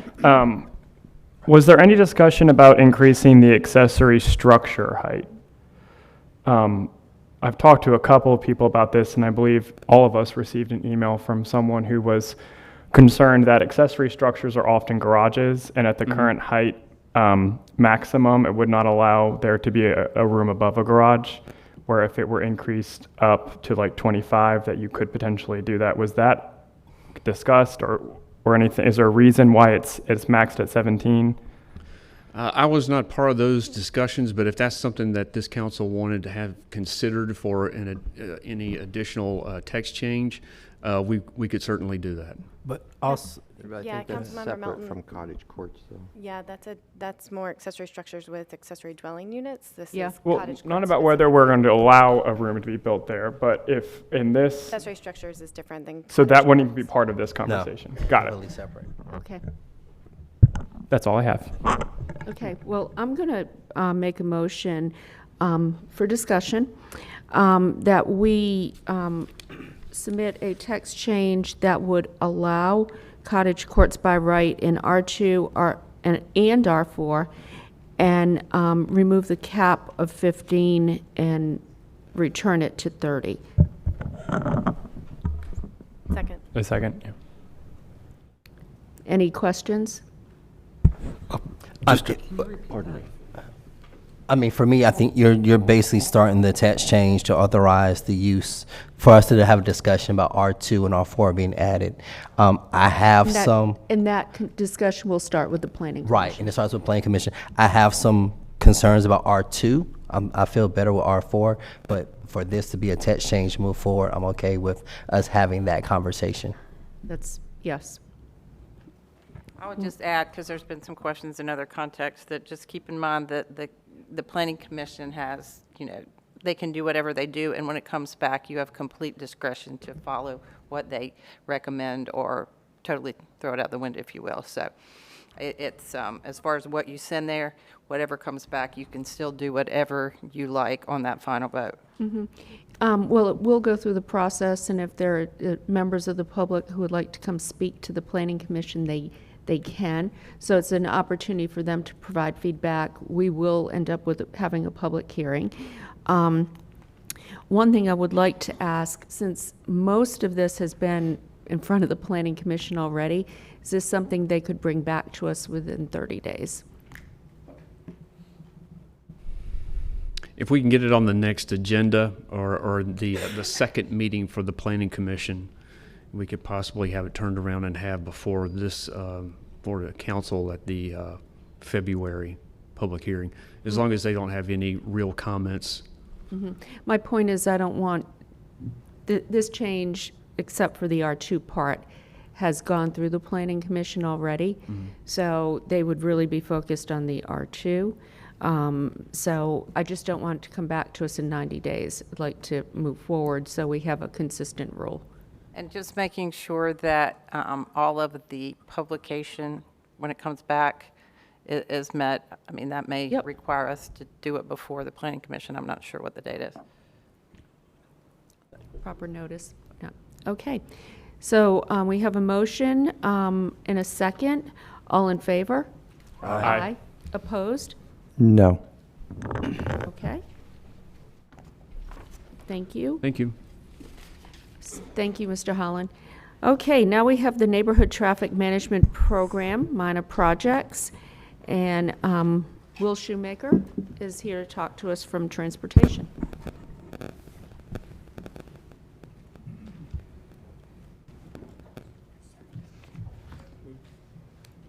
Again, hello, Mayor and Council. Again, my name is Will Shoemaker. I'm over our Neighborhood Traffic Management Program and the traffic calming to discuss the 2018 minor project list. Just for, in case you guys have any policy questions, I've included a few slides of high-level policy for the program, but then we can get into the major points of why I'm up here today is to request authorization for a public hearing, as well as seek council direction on a few other streets that made it through the design process but failed the final ballot. So first off, the NTMP is a citizen-driven program where we receive a request from a citizen or a resident to look at a certain street to determine if they are applicable for a traffic calming project. If we get to the point, we then present the list to council annually to go over these are the streets we're going to work on, and then we hold various touch points throughout the year that ends with a public hearing with the design review element. We have two different types, two different points where we ballot, where we take on-street participation and their approval rating, as well as we look at the overall neighborhood and their approval rating, where we want to know what the people in the street think about the project, as well as the overall neighborhood.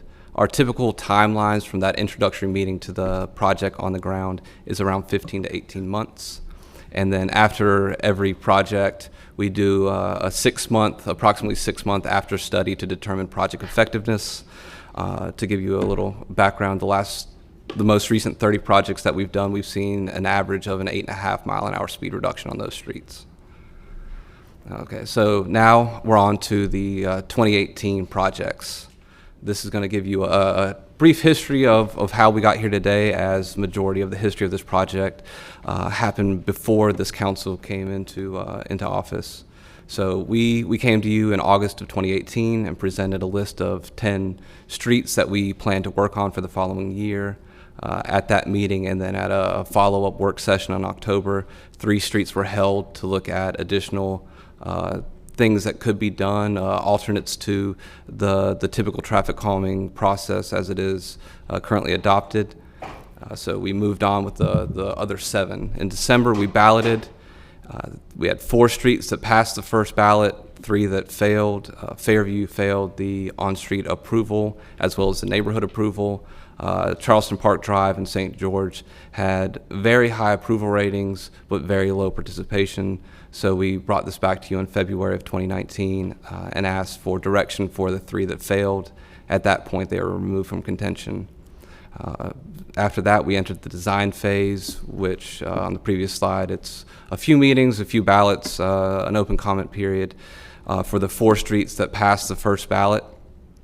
And then this past October, we balloted those 4 streets to determine if they wanted the project as presented and as we worked with them for the previous year. Park Drive and Woodburn Road both passed their ballots, whereas Van Dyke and Dartmouth both failed their final ballots, but they had it was just a matter of a couple votes on those 2 streets.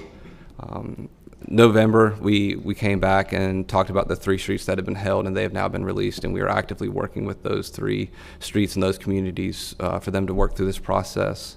So we are here today to request authorization for a public hearing on the February 4th meeting, as well as request additional direction on the 2 streets that failed the second ballot.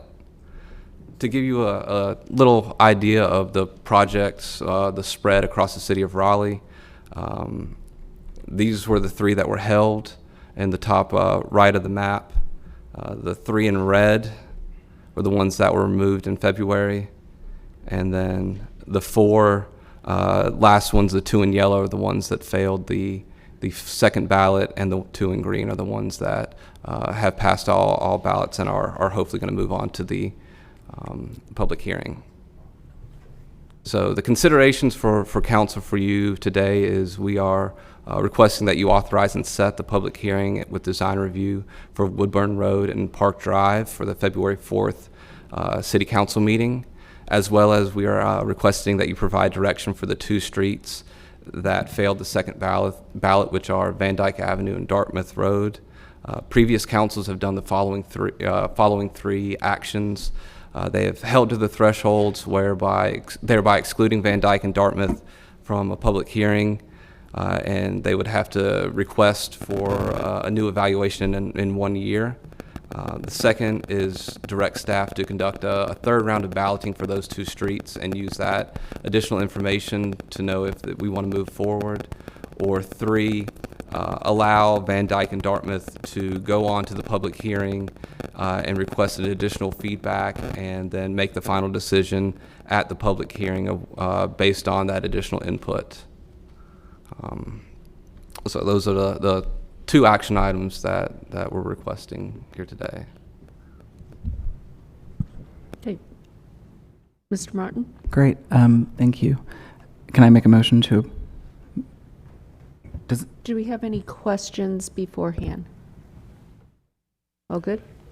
I don't have a question, just a statement. This, I think the manager, the mayor knows, and will just let you know, this process is an issue that I'm very interested in, and I think we talk about the retreat, detailed issues. This may be one I'd like to talk about to learn more, but also we all heard about, I'm sure I heard about it both on the campaign trail, but all the time now is the traffic calming issue and the desire for neighbors to have better ways to institute this process. So anyway, that's something that I'm want to be sensitive to and responsive to. So I think that's something I want to look at as we move forward. And I'm open to have conversation with you about it, because we've modified this process multiple times over the last 4 years to try to increase citizen improvement, engagement on the matter, and be fair, and also make sure that we have projects that we can move forward. So we can definitely continue to have that conversation. Yeah, thank you. New people think they, have all the answers. So no, I don't, but I do want to hear more. But I appreciate that. Thank you. There is a lot of context to this, Sure. and very often what has happened in these types of traffic calming situations, you have seen neighbors pitted against each other. It's usually younger neighbors with families pitted against people who have lived in the community for a very long time. And Councilor Branch is right. We spent a lot of time in the Transportation Committee looking at this process, creating this process. It's a lengthy process, but that's also what many people in the community requested. So it was a response to that. What I would suggest, instead of taking time in the retreat to look at this, is if you want to refer this process to the Transportation Committee, And you're smiling. That's See, fine. Bring it just- back. I'm punishing you again. Yes, we have done this once, but if you want to have another discussion, if you would like to make that request, if it's okay with the rest of the council. Well, I was going to say, how about we meet first and have a conversation, and then we decide if it needs to go to the Transportation Committee? Because there Okay. may be some information that just needs to be provided. Yeah, and whoever else wants to be part of that, Yeah. that would be helpful. Not, remember public meetings Correct. laws, those. Okay. Great. All right. So I move to authorize and set the public hearing with design review for Woodburn Road and Park Drive at the February 4th, 2020 City Council meeting. And what about the second We'll part? get there, Okay. because I have to waive. I'm sorry, what? I'll do this one first and then make a second Okay. motion. Do we have a second? Second. All in favor? Aye. Uh, Opposed? Okay. Thank you. I move to waive the threshold requirement and include Van Dyke Avenue in the public hearing set for February 4th, 2020 at the City Council meeting. So that's number 3. Option 3. Okay. Dartmouth as well, sorry. That will be another motion Oh, from okay. Councilor Sorry. Buffkin. I don't want Second. to take the heat from You're his really people. trying to confuse us, right? Okay, so this moves That's not my forward- district. This moves forward Van Dyke. Correct. Okay. Second. Second, all in favor? Aye. Mayor. Opposed? Oh, pardon me. Okay. Thank you. Councilor Buffkin? Mayor, I'd similarly moved that we waive the threshold requirements with regard to Dartmouth Road and seek additional public input at the public hearing on February 4th with respect to this project. Okay, do we have a second? Second. Okay, all in favor? Aye. Aye. Opposed? All right. Thank Thank you you. very much. Okay, now we are going to the report and recommendation of the city manager, which there is no report. There's no report today, out of respect for your special items list. That That was a special items list. Right, don't count on that every time, but no Okay. report today. All right. The next is the report and recommendation of the Raleigh Citizens Advisory Council. Who do we have? Christina Jones. Hi.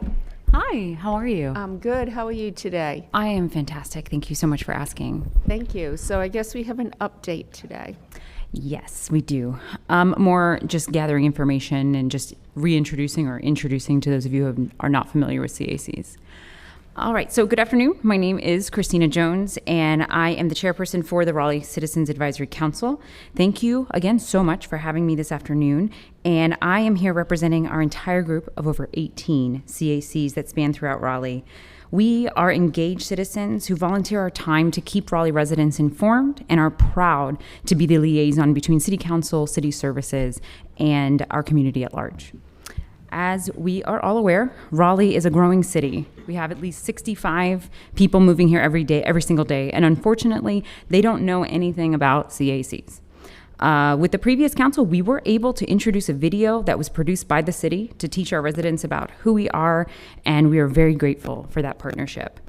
For many years, council has also helped us engage citizens by allotting funds for each CAC to contribute or to continue our outreach efforts. And again, we want to emphasize how grateful we are for that partnership that we've maintained with council throughout the years. Now, with all of our great intentions, we do acknowledge some challenges the CACs face. In response to that, in December of 2018, council established the RCAC as the governing body of the CACs, and we are in the process currently of streamlining systems to make things clear across the board. We have spent over a year working on our bylaws so that a resident can go to any CAC and expect the same process. As we grow as an organization, we value the input and guidance that council may have to offer and would appreciate the opportunity to come before you on a quarterly basis to give an update. And I just wanted to, since we are a new council, wanted to introduce that to everyone, and would love to answer any questions or concerns about the CAC structure. And we really look forward to building CACs and to further assist its council reach a wider audience here among residents of Raleigh. So with that, I just wanted to see if there are any questions that I could answer for you about what we are as an organization. Does anybody have any questions? I just want to thank Christina for coming today as the chair of the RCAC, as well as the chair of the Northwest CAC, which Yes, sir. covers a lot of my district, as well as I think a couple others. It's the largest district, largest CAC by population, I believe, in the city. So you do a yeoman's task, and thank you for your volunteer work and leadership, and look forward to working with you and other leaders on this issue. Great. Thank you so much. Any other Any questions? questions from? Thank you for being here today. Thank you. Thank you so much. I look forward to working with you all. Thank Have you. a great day. Okay. Next, it says report and recommendation of the Economic Development and Innovation Committee. What we're going to do today is establish meeting times for different committees and groups. So Mr. Buffkin is chair. Melton is chair. if We he can spent so stop. much time together on the I know, interchangeable yeah. now. I thought I got a promotion already. We are going to have the Economic Development and Innovation Committee meetings the fourth Tuesday of every month from 1:30 to 3 p.m. in council chambers. 1:30 to 3. 1:30 to 3, because I know there's another committee that's meeting, will be meeting after. I want to make sure this time. That's a change from in location and I believe date and time, because currently the only facility we have that can stream committee meetings is this chambers, and I think it's really important to all of us to be accessible. If we don't have it in here, then folks could only come to find out what's happening at the committee by showing up or reading about it, and I want to make sure people can see it from home or wherever they are. So I also have a motion to make with regard to my committee. I can do that during council concerns if you'd like, or I can do it now. Do it now.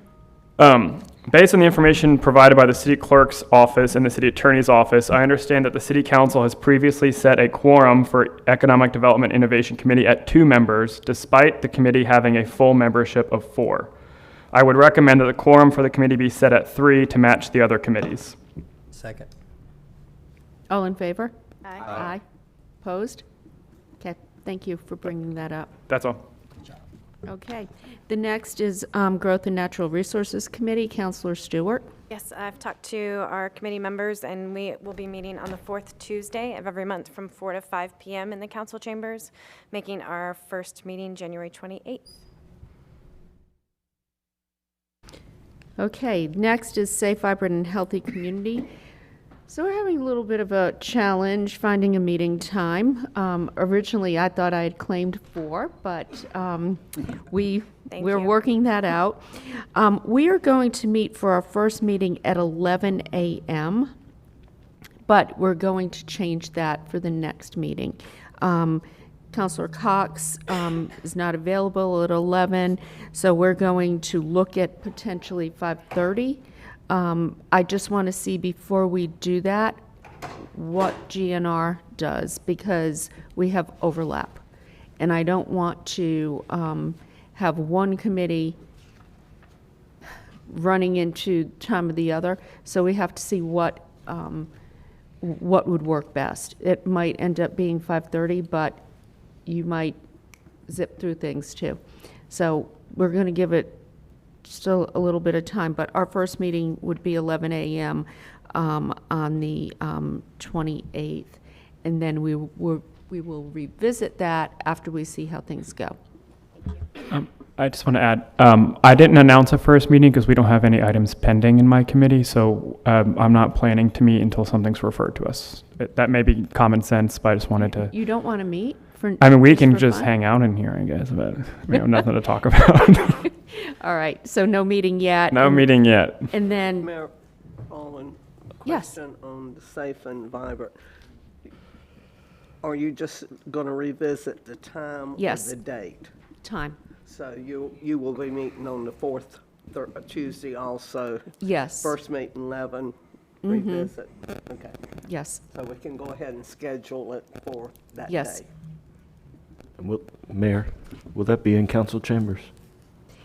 Planning Commission is in here now. Oh. That's another reason why I want to look at the time change. But again, I don't want to schedule something for 5 o'clock and have everybody waiting here. We have to see what the rhythm of the GNR committee looks like. Thank you. So we will, Stay tuned. yeah, we'll stay tuned. And then there's a report and recommendation of transportation and transit. Yes, we will actually be meeting the fourth Thursday at 3 p.m. We are working out between meeting in here, 305. There's currently a group meeting in here, so we're looking to manage that. But we will be meeting on our January the 23rd is our next meeting. So we have right now one pending item. So Okay. we're meeting the fourth Thursday at 3 p.m. Okay? Location to be announced. Correct. Okay. And you don't have any pending items? at We have this- one oh, no, pending you have item. one, scooters. Yeah. Okay. Micromobility. And mobility. Okay. Micromobility. All right. So next is the report from the mayor and city council. Counselor Stewart, we started with you last time. We'll start with Counselor Martin this time. And wait a minute, you look so disappointed. I'm good at that. Okay. I can wait. I'll try to be quick.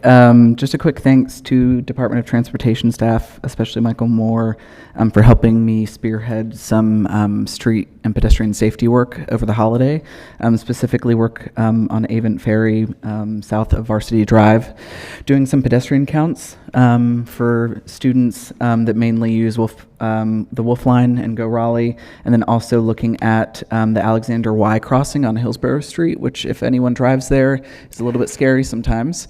So that was kind of started before my time, but was something that's been brought up a lot while I've already been sitting at the table, but the transportation staff was fast in responding and getting me that information, so very much appreciated.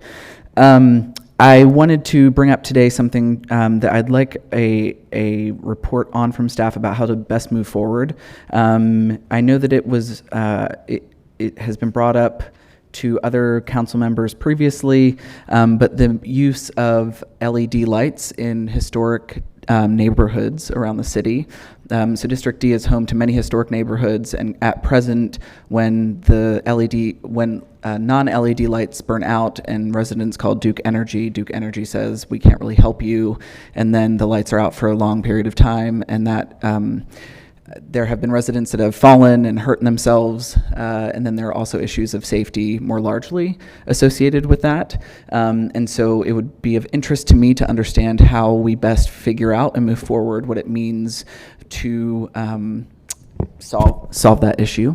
And is there an engagement process? Do we need to talk to neighbors about who wants LED and who doesn't, or is there a better process that we can kind of move forward? But I know that this has been going on. There was a news article in the NNO, I think in 2016, that I'm happy to send around just for context, because I know that we all have historic districts, but would like just staff's kind of recommendation on what some of our options might be. This was also a major issue in Oakwood. Yes, yeah, and I know that the News and Observer talks about that, but have had some folks in Boylan Heights in particular bring this up, and so have lights that have been out for some time.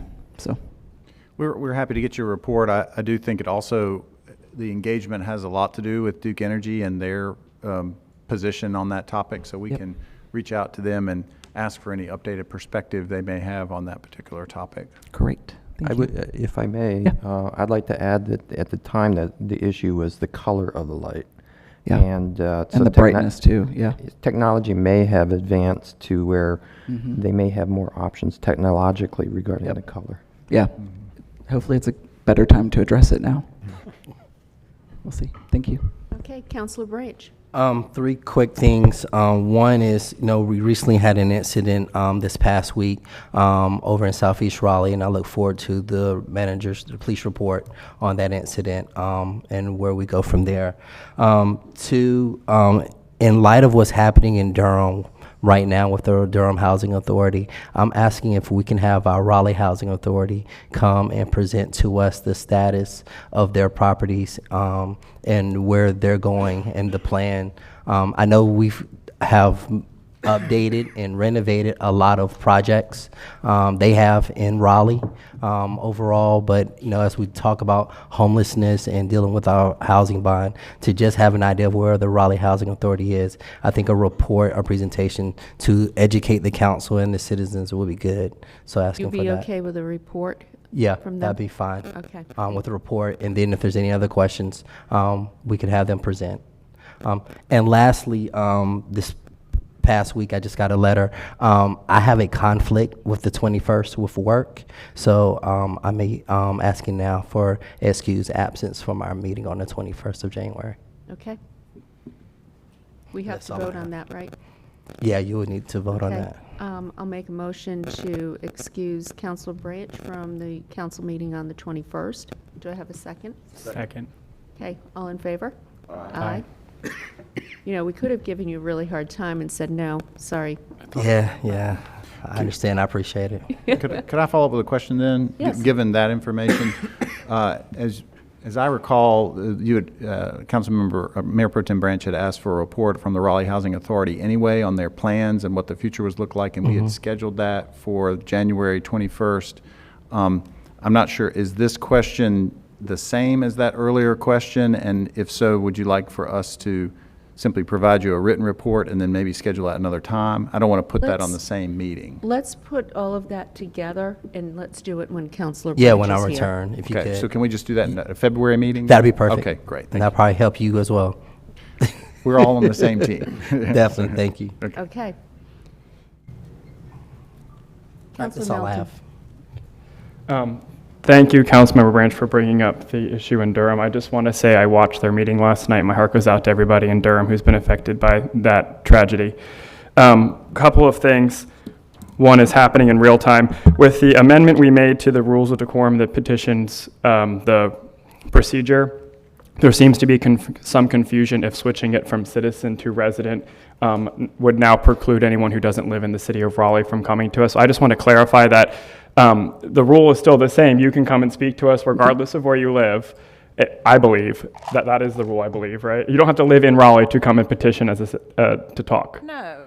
And we made the switch from citizen to resident and to gender neutral pronouns show the intent of inclusivity, not to limit who can come and talk to us. If you want to clean that up, I've already got them cleaned up, but I can clean them up Okay. again. You could just call it a public comment period and use the word individual. That's another option that you have. I think resident, you don't mean for it to mean that, but. There's a legal term, and I thought about it when it was coming up. I didn't want to get too in the weeds on it, but I'm noticing it's starting to pop up. I just wanted to clarify that you don't have to live in Raleigh to come talk to us. And changing from citizen to resident, the only intent I believe behind it, and I support that intent, is to have inclusive language. So if we need to do something else to eliminate confusion, I guess I'm bringing that up now. What was the suggestion?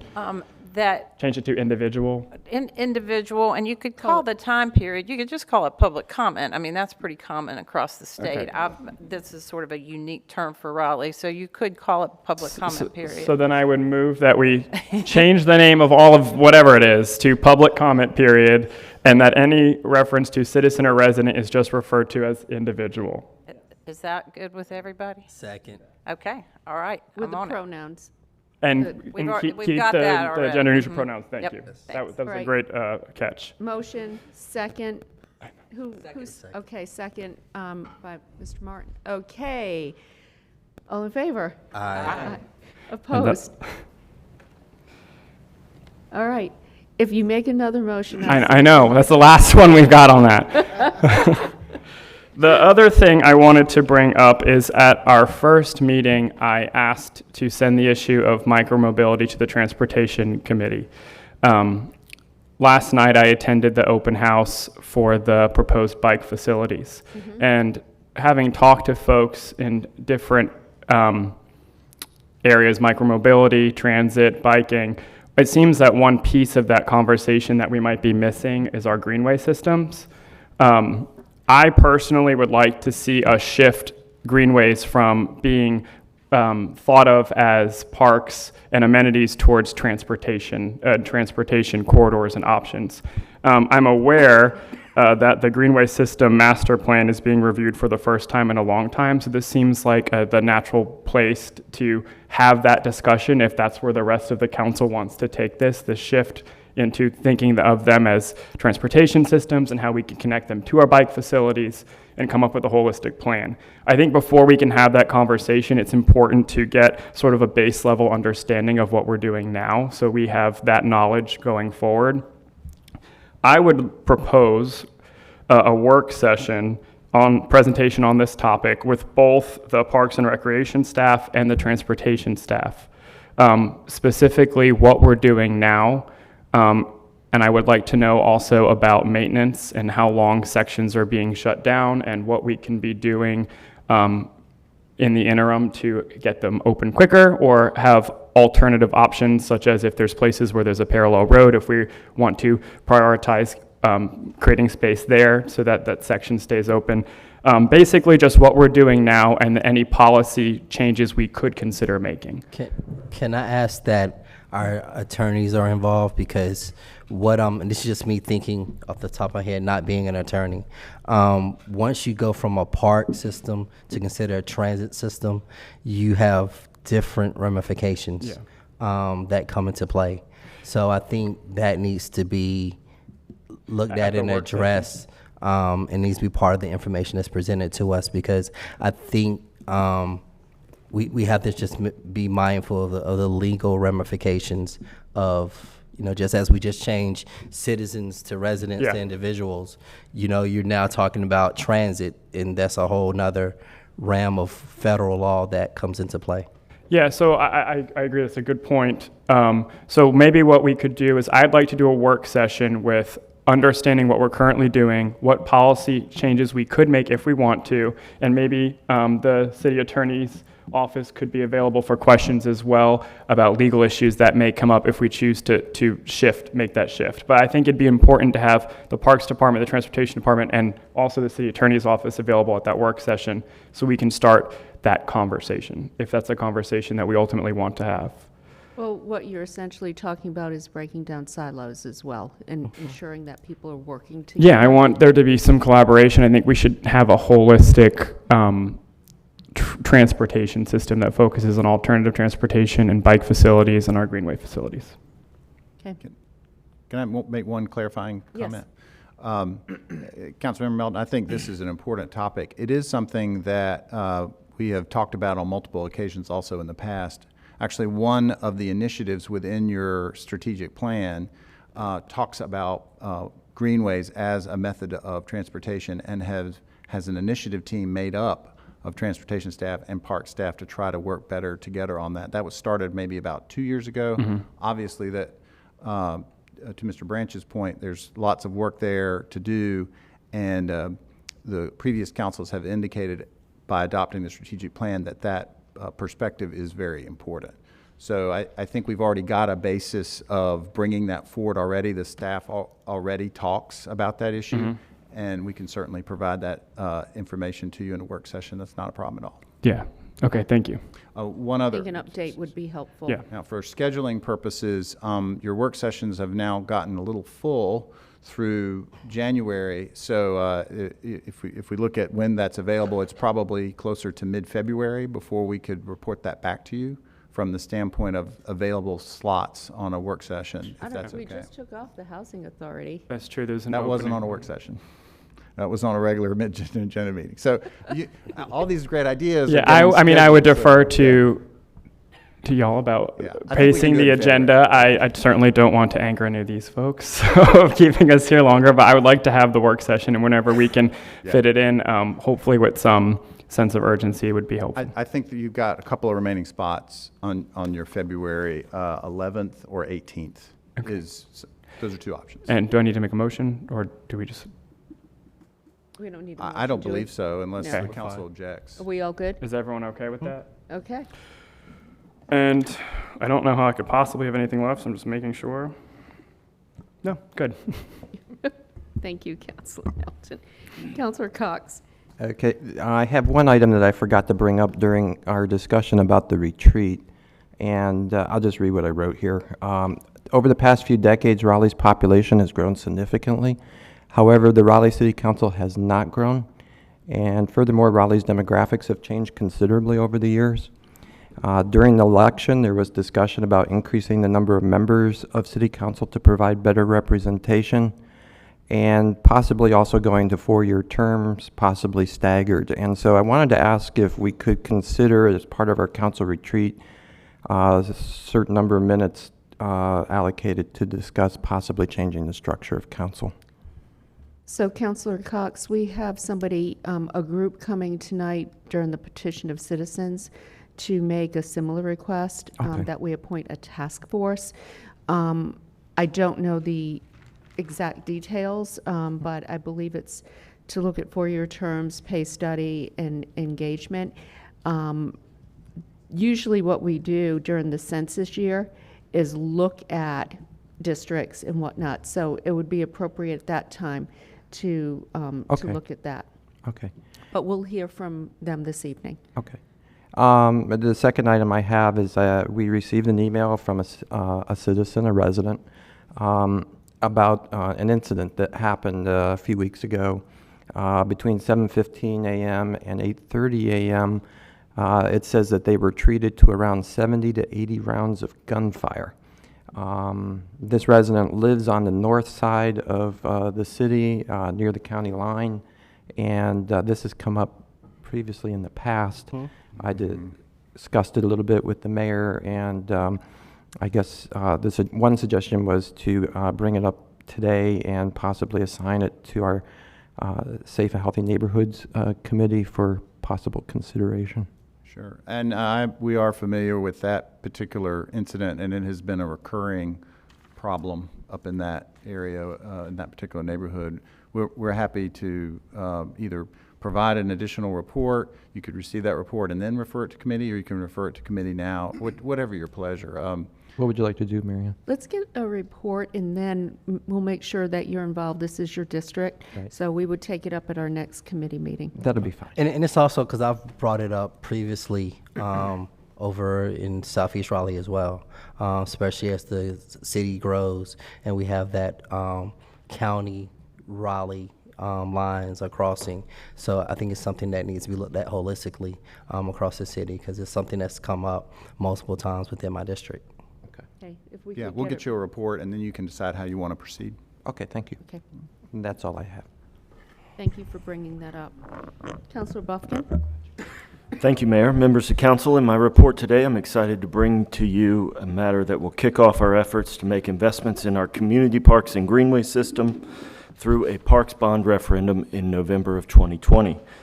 I will propose that we refer to the Parks, Recreation, and Greenway Advisory Board the task of compiling a list of projects that would potentially be funded through this bond, a list that would be exclusive of projects in Dix Park, but complement the important work of making Dix a world-class park for everyone. In doing so, I'd like to offer some brief comments for the council's consideration that might guide the Parks Board, our city staff, and our citizens through this process. First, as a matter of process, the Parks Board should undertake this effort in a transparent manner, using an appropriate process for providing information to the public and taking public comment. And as to the board's work product, the identification of needed investments should be made with a strong emphasis on equity and reliance on the expert advice of our city staff. Second, to protect the integrity and fairness of the process, I encourage council members to refrain from attempting to influence the Parks Board or commenting on specific projects until we receive the Parks Board's recommendation. Third, that all involved in this process should exercise some flexibility, as council has not yet identified the total amount of available funding that would be proposed through the bond referendum. And I understand our city staff is developing some various approaches for the Parks Board that will accommodate several funding scenarios. In addition, council will have the opportunity to provide further direction to the Parks Board at a future meeting or work session. And finally, I would note that while the council places a high value on the recommendation of the Parks Board, the final decisions on the total amount of the Parks bond and the allocation of funding will be made here at the council table. There may be some differences Between the Parks Board's recommendation and the final funding decisions, those decisions will again be guided by considerations of equity and the expert advice of our city staff as council weighs the long-term best interests of the community. So with that, Mayor, I move that the council refer to the Parks, Recreation, and Greenway Advisory Board the matter of developing a proposal for a November 2020 Parks and Greenway bond for a recommendation back to council on or before April 1st of this year. If I may, Mayor, Could we have a second? Second. Okay. Okay. Yes, Councilor Cox. so over the past 4 years, I've been working in District B. We have several park projects that were started, only the first phase of which have been completed. There are also some parcels that are earmarked to become parks. So I've been doing quite a bit of work over the past 4 years to identify priorities for District B regarding parks. And as part of that process, citizens have asked that they be allowed to have input into the process. And so what I'd like to understand is at what point I can bring those forward to the council for consideration. Suppose that was a question for me? Well, I guess whoever wants to answer. I'd respond like this. Today won't be the last opportunity we have to provide guidance to the Parks Board. The Parks Board does public processes all the time. It's a technical matter as to what process you use. And in preparing my comments today, I've been in conversations with the manager's office, and we have very intentionally not used the word public hearing as one example of a technically defined term that would trigger notice requirements and other requirements. And as a former member of the Parks Board, I can assure you that the board will undertake this process in a responsible way. I guess in short, I am willing to leave to the Parks Board their discretion to develop an appropriate process. I'm sure they will do that. And if we see that they're not along the way, again, we'll have opportunities to provide more guidance to them. If I'm hearing Councilman Cox's question correctly, basically, are you asking when can you submit some information you may have to the board? Well, it says that we are admonished as part of this proposal not to say anything about parks projects. And I don't know. I think I'm going to have a hard time going back to my constituents and saying, I'm sorry, I can't bring your concerns forward at this time. And so I want to know at what point can I bring those concerns forward. Can your constituents bring those forward, Councilor Cox? If they're involved in the process? It's not clear from this what the public engagement process will be. Right, and I think they're going to have to develop that process for that engagement.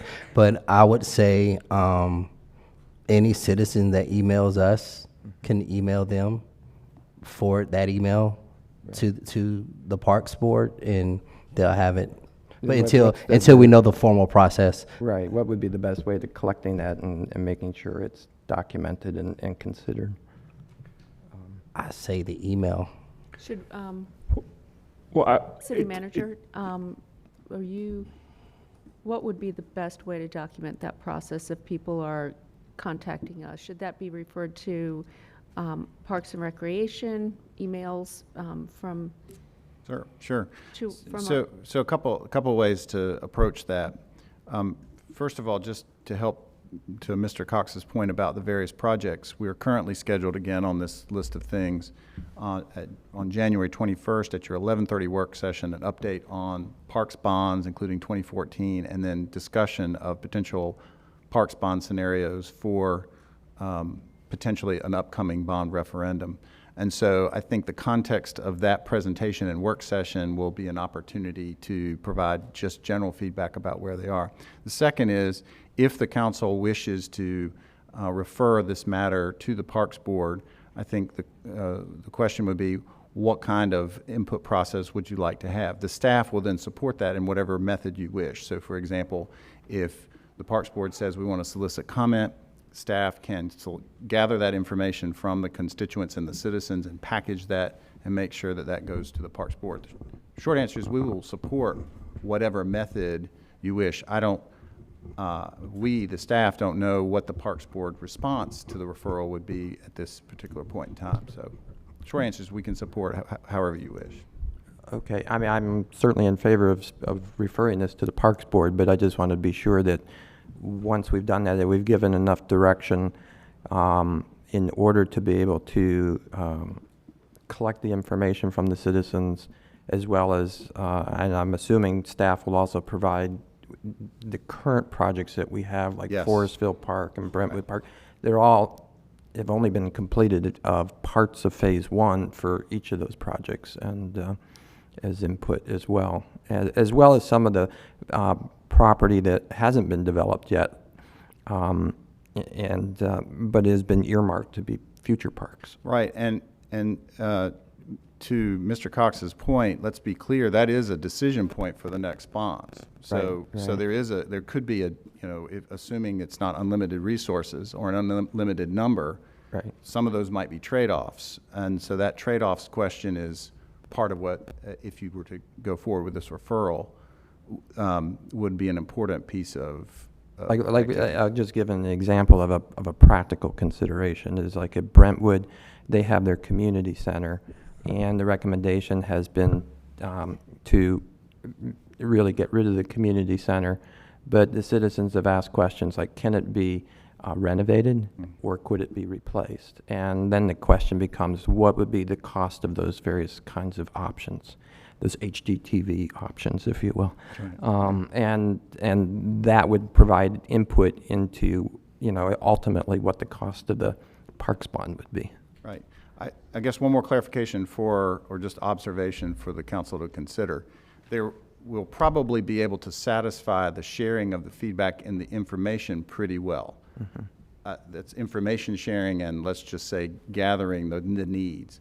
Obviously, the challenging part will be coming up with a recommendation that fits within a package in terms of dollars, and that's a decision-making point that may or may not coincide with the information. Since we're going to discuss this at our work session on the 21st, what I will do is come to the 21st meeting, and I will just provide the list of parks that in District B that are of a concern, and highlight some things that I'm aware of. Yeah, one other suggestion is you may wish to move forward with this today. That gives us a time to start the work with the Parks Board. Right. But then you're going to provide additional feedback. They would then also know that, so they might want to watch that perspective, and so you're kind of kicking it off. Okay. Actually, I think it would be helpful if somebody from the Parks Board, maybe the chair, attended that work session. Yeah, and we would have done that anyway with working with the staff.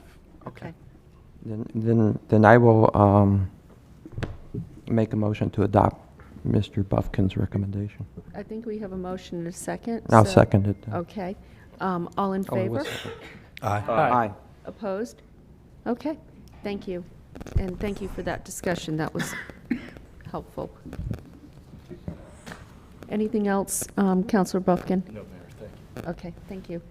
And I just want to say I hope everybody had a happy holiday season and got to spend quality time with their family and friends, and got to get outdoors, and now get back here ready to work. So this is exciting. 2020 is going to be big.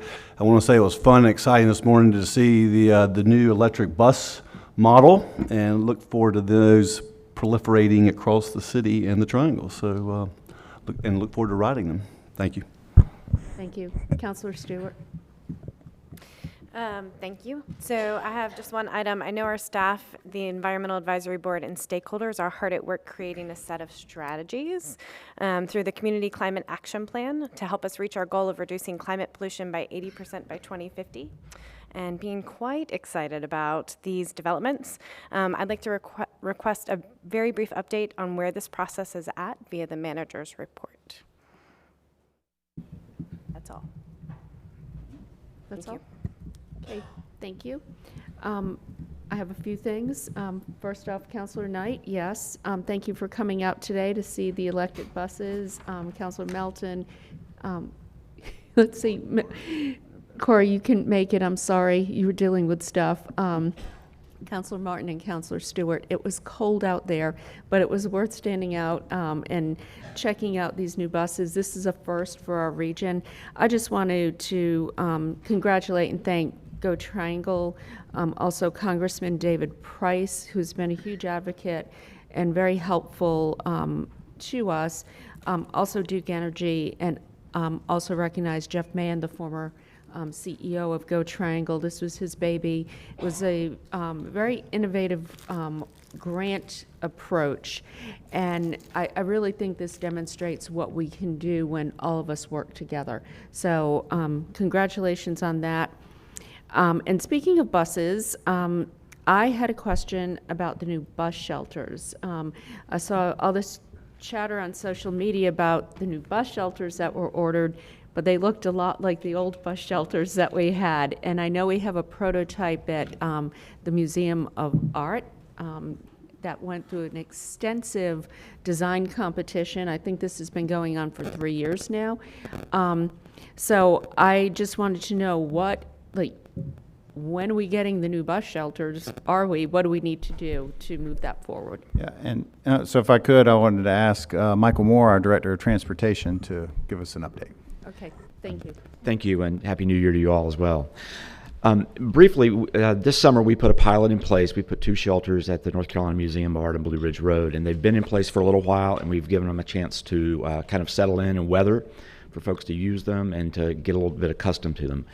The plan was for us to put together a meeting, a little event for the council and for the transit authority to get together around the art museum. We've been working on scheduling that. And then we were going to, around that, put together a survey online to get some additional feedback about some things that we may or may not want to change. A little bit of feedback we've gotten already is the slots for the bike, bike racks don't work quite as well as we thought they might, so that might be a little design adjustment that gets made. We were going to put that together. The survey was going to be open about 60 days, and then we were going to come back to council for direction.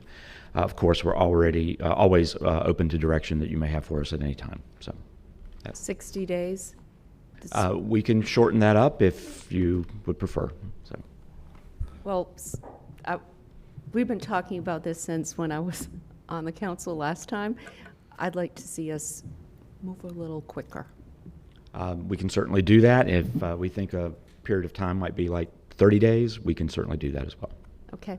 All right. Is everybody? Yeah, I think that's fine. I think too, having that meeting with the authority together and have that conversation is good. And hopefully we can have it, if we talk about to 60 and 30 days, by our retreat, we should be able to make final decisions, hopefully, or soon thereafter. We're anxious to move ahead too.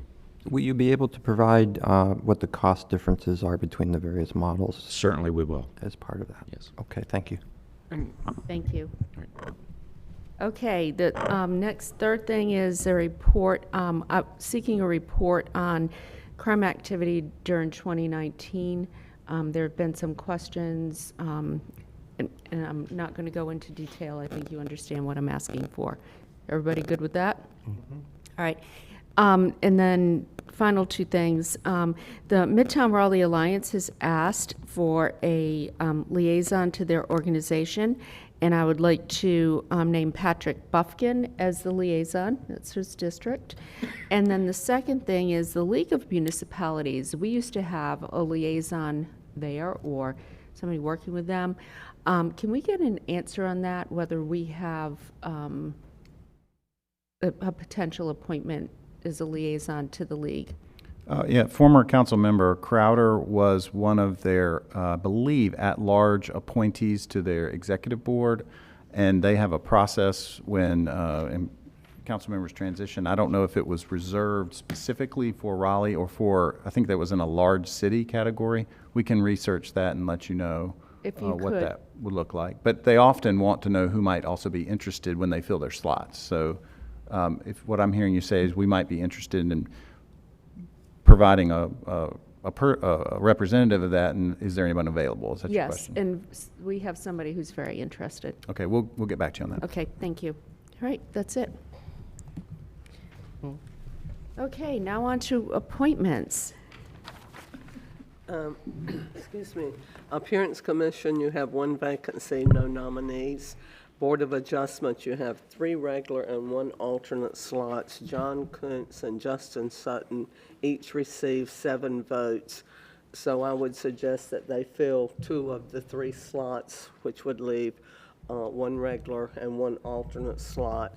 And we received 2 nominations. Kathy Rudisill was nominated by Mayor Baldwin and Councilor Buffkin, and Steve Kenny was nominated by Councilor Buffkin. So And that was, Kathy Rudisill is for the full-time regular, and then Steve Kenny was for the alternate.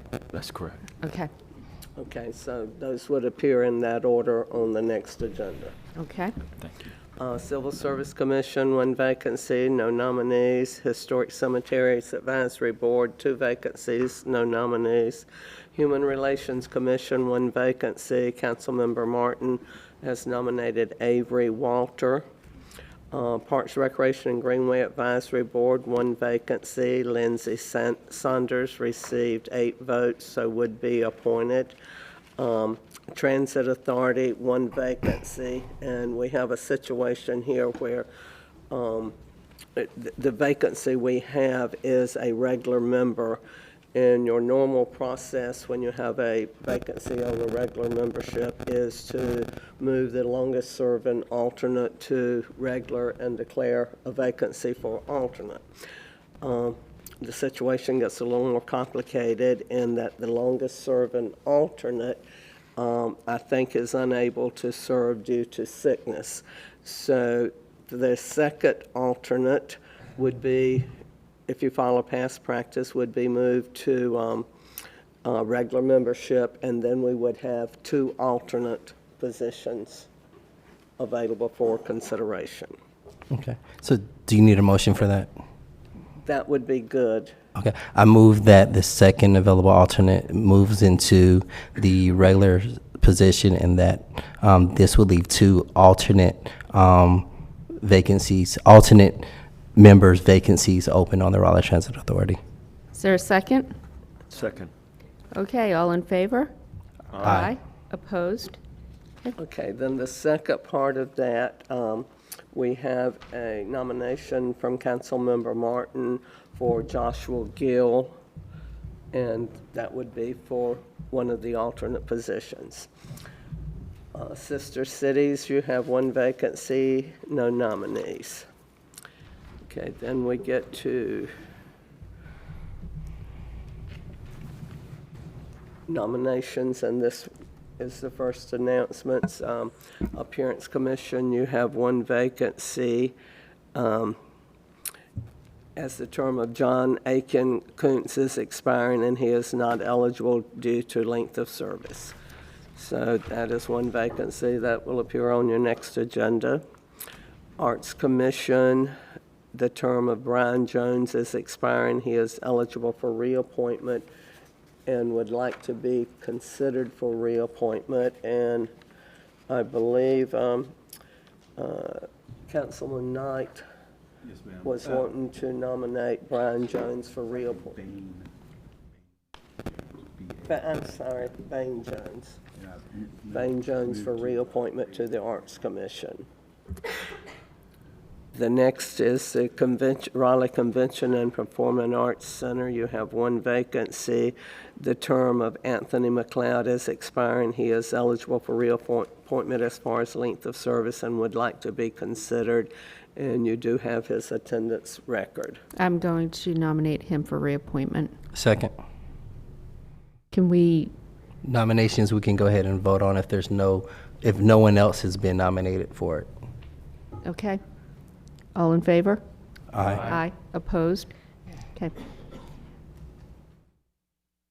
Let's go back to the Arts Commission. You made that nomination, Counselor.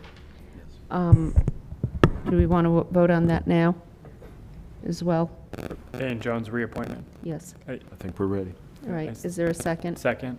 Okay. All in favor? Aye. Aye. Opposed? Okay. Thank you. The next item is DHIC, the term of Mia Bailey is expiring. She is eligible for reappointment as far as length of service and would like to be considered. And you received her attendance record also.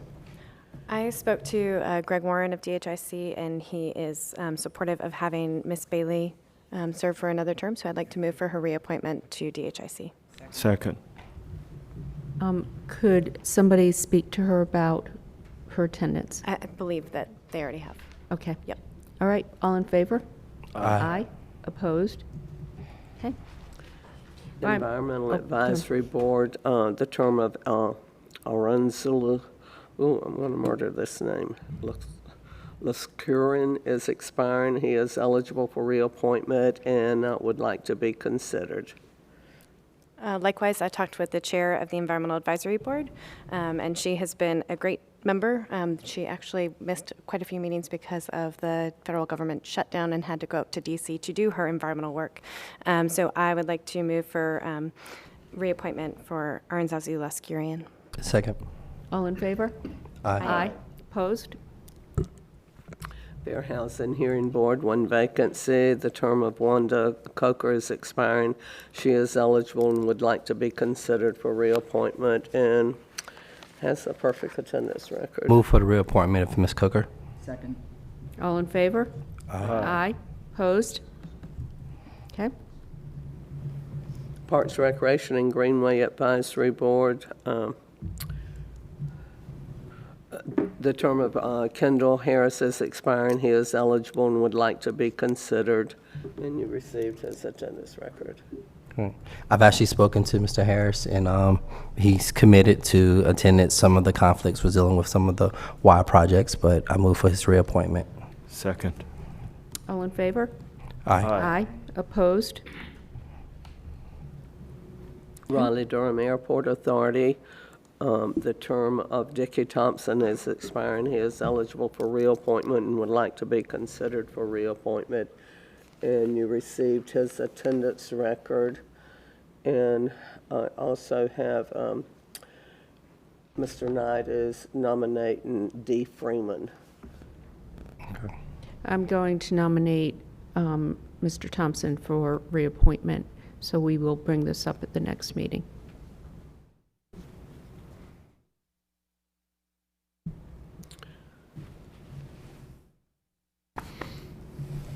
Sorry. Substance Abuse Advisory Committee, one vacancy. The term of Pam Katchak is expiring. She is eligible as far as length of service. And I do not believe I've been able to get in touch with her on her desires on being considered. One of you might have heard from her, but I don't think I have. With her attendance record, I would move for reappointment unless she decides otherwise. She'll let us know. Why don't we let it wait Okay. till our next meeting? Maybe you Okay. can catch her. Okay. Number 9. Madam Clerk, Stormwater Management. Yeah, I hadn't got there. Oh, I'm sorry, I did miss Stormwater Management Advisory Commission. You have 2 vacancies. As the term of Matthew Starr and Kenneth Carper are expiring, Mr. Carper is eligible and would like to be considered, and Mr. Starr is not eligible. The council recently adopted an ordinance outlining the areas of experience needed. A missing area of experience is a representative in the area of land planning and management or legal aspects of land use and zoning. So when you're making nominations, if you would like to consider those attributes. Okay. But that is to replace Mr. Starr. You can consider how you want to handle Mr. Carper as he is eligible. I move to reappoint Mr. Carter. Second. Mr. Carper, excuse me. Second. All in favor? Aye. Aye. Opposed? Okay. Okay, and then the last is the Electrical Examining Board. This is a technical examining board that has to be filled by very specific slots, and past practice has been that staff would find someone who is willing to fill these slots. They do testing and this type thing. And the persons who are presently serving are eligible for reappointment, and all have agreed if the council would like to consider. I'll make a motion to approve. Second. All in favor? Aye. Aye. Opposed? Okay. Looks like we're lacking some women electricians around this town, so just noting. Are you applying? I'm applying now. And that's it. Okay, now we have the report and recommendation of the city attorney. Okay, thank you, Mayor. You may remember at the December 3rd meeting, at the end of the night, we had a quasi-judicial hearing on whether to approve a subdivision in a historic overlay district. Under the statutes, you're required to make written findings of fact and conclusions of law. Those have been drafted and are attached to the agenda item. And if everyone is okay with that, it would be appropriate to make a motion to approve those findings of fact and conclusions of law. The backup materials have the motion in there, so. I move to adopt the findings of fact and conclusions of law. Second. Okay, all in favor? Aye. Thank you, that's all I Opposed? have. Okay, thank you very much. Next is the report and recommendation of the city clerk. You received 3 different sets of minutes for your consideration and possible approval. It includes your swearing in on December 2nd, your regular council meeting on December 3rd, and your December 17th work session. Move for approval of minutes. Second. All in favor? Aye. Opposed? Okay. All right, now we are entering into closed session. I'd like to make a motion to enter into closed session pursuant to GS 143-318.11A3 to consult with the city attorney to preserve the attorney-client privilege and to give instructions concerning the handling and or settlement of a potential claim, including Michael Sturgill versus City of Raleigh. Second. All in favor? Aye. Aye. Opposed? Okay.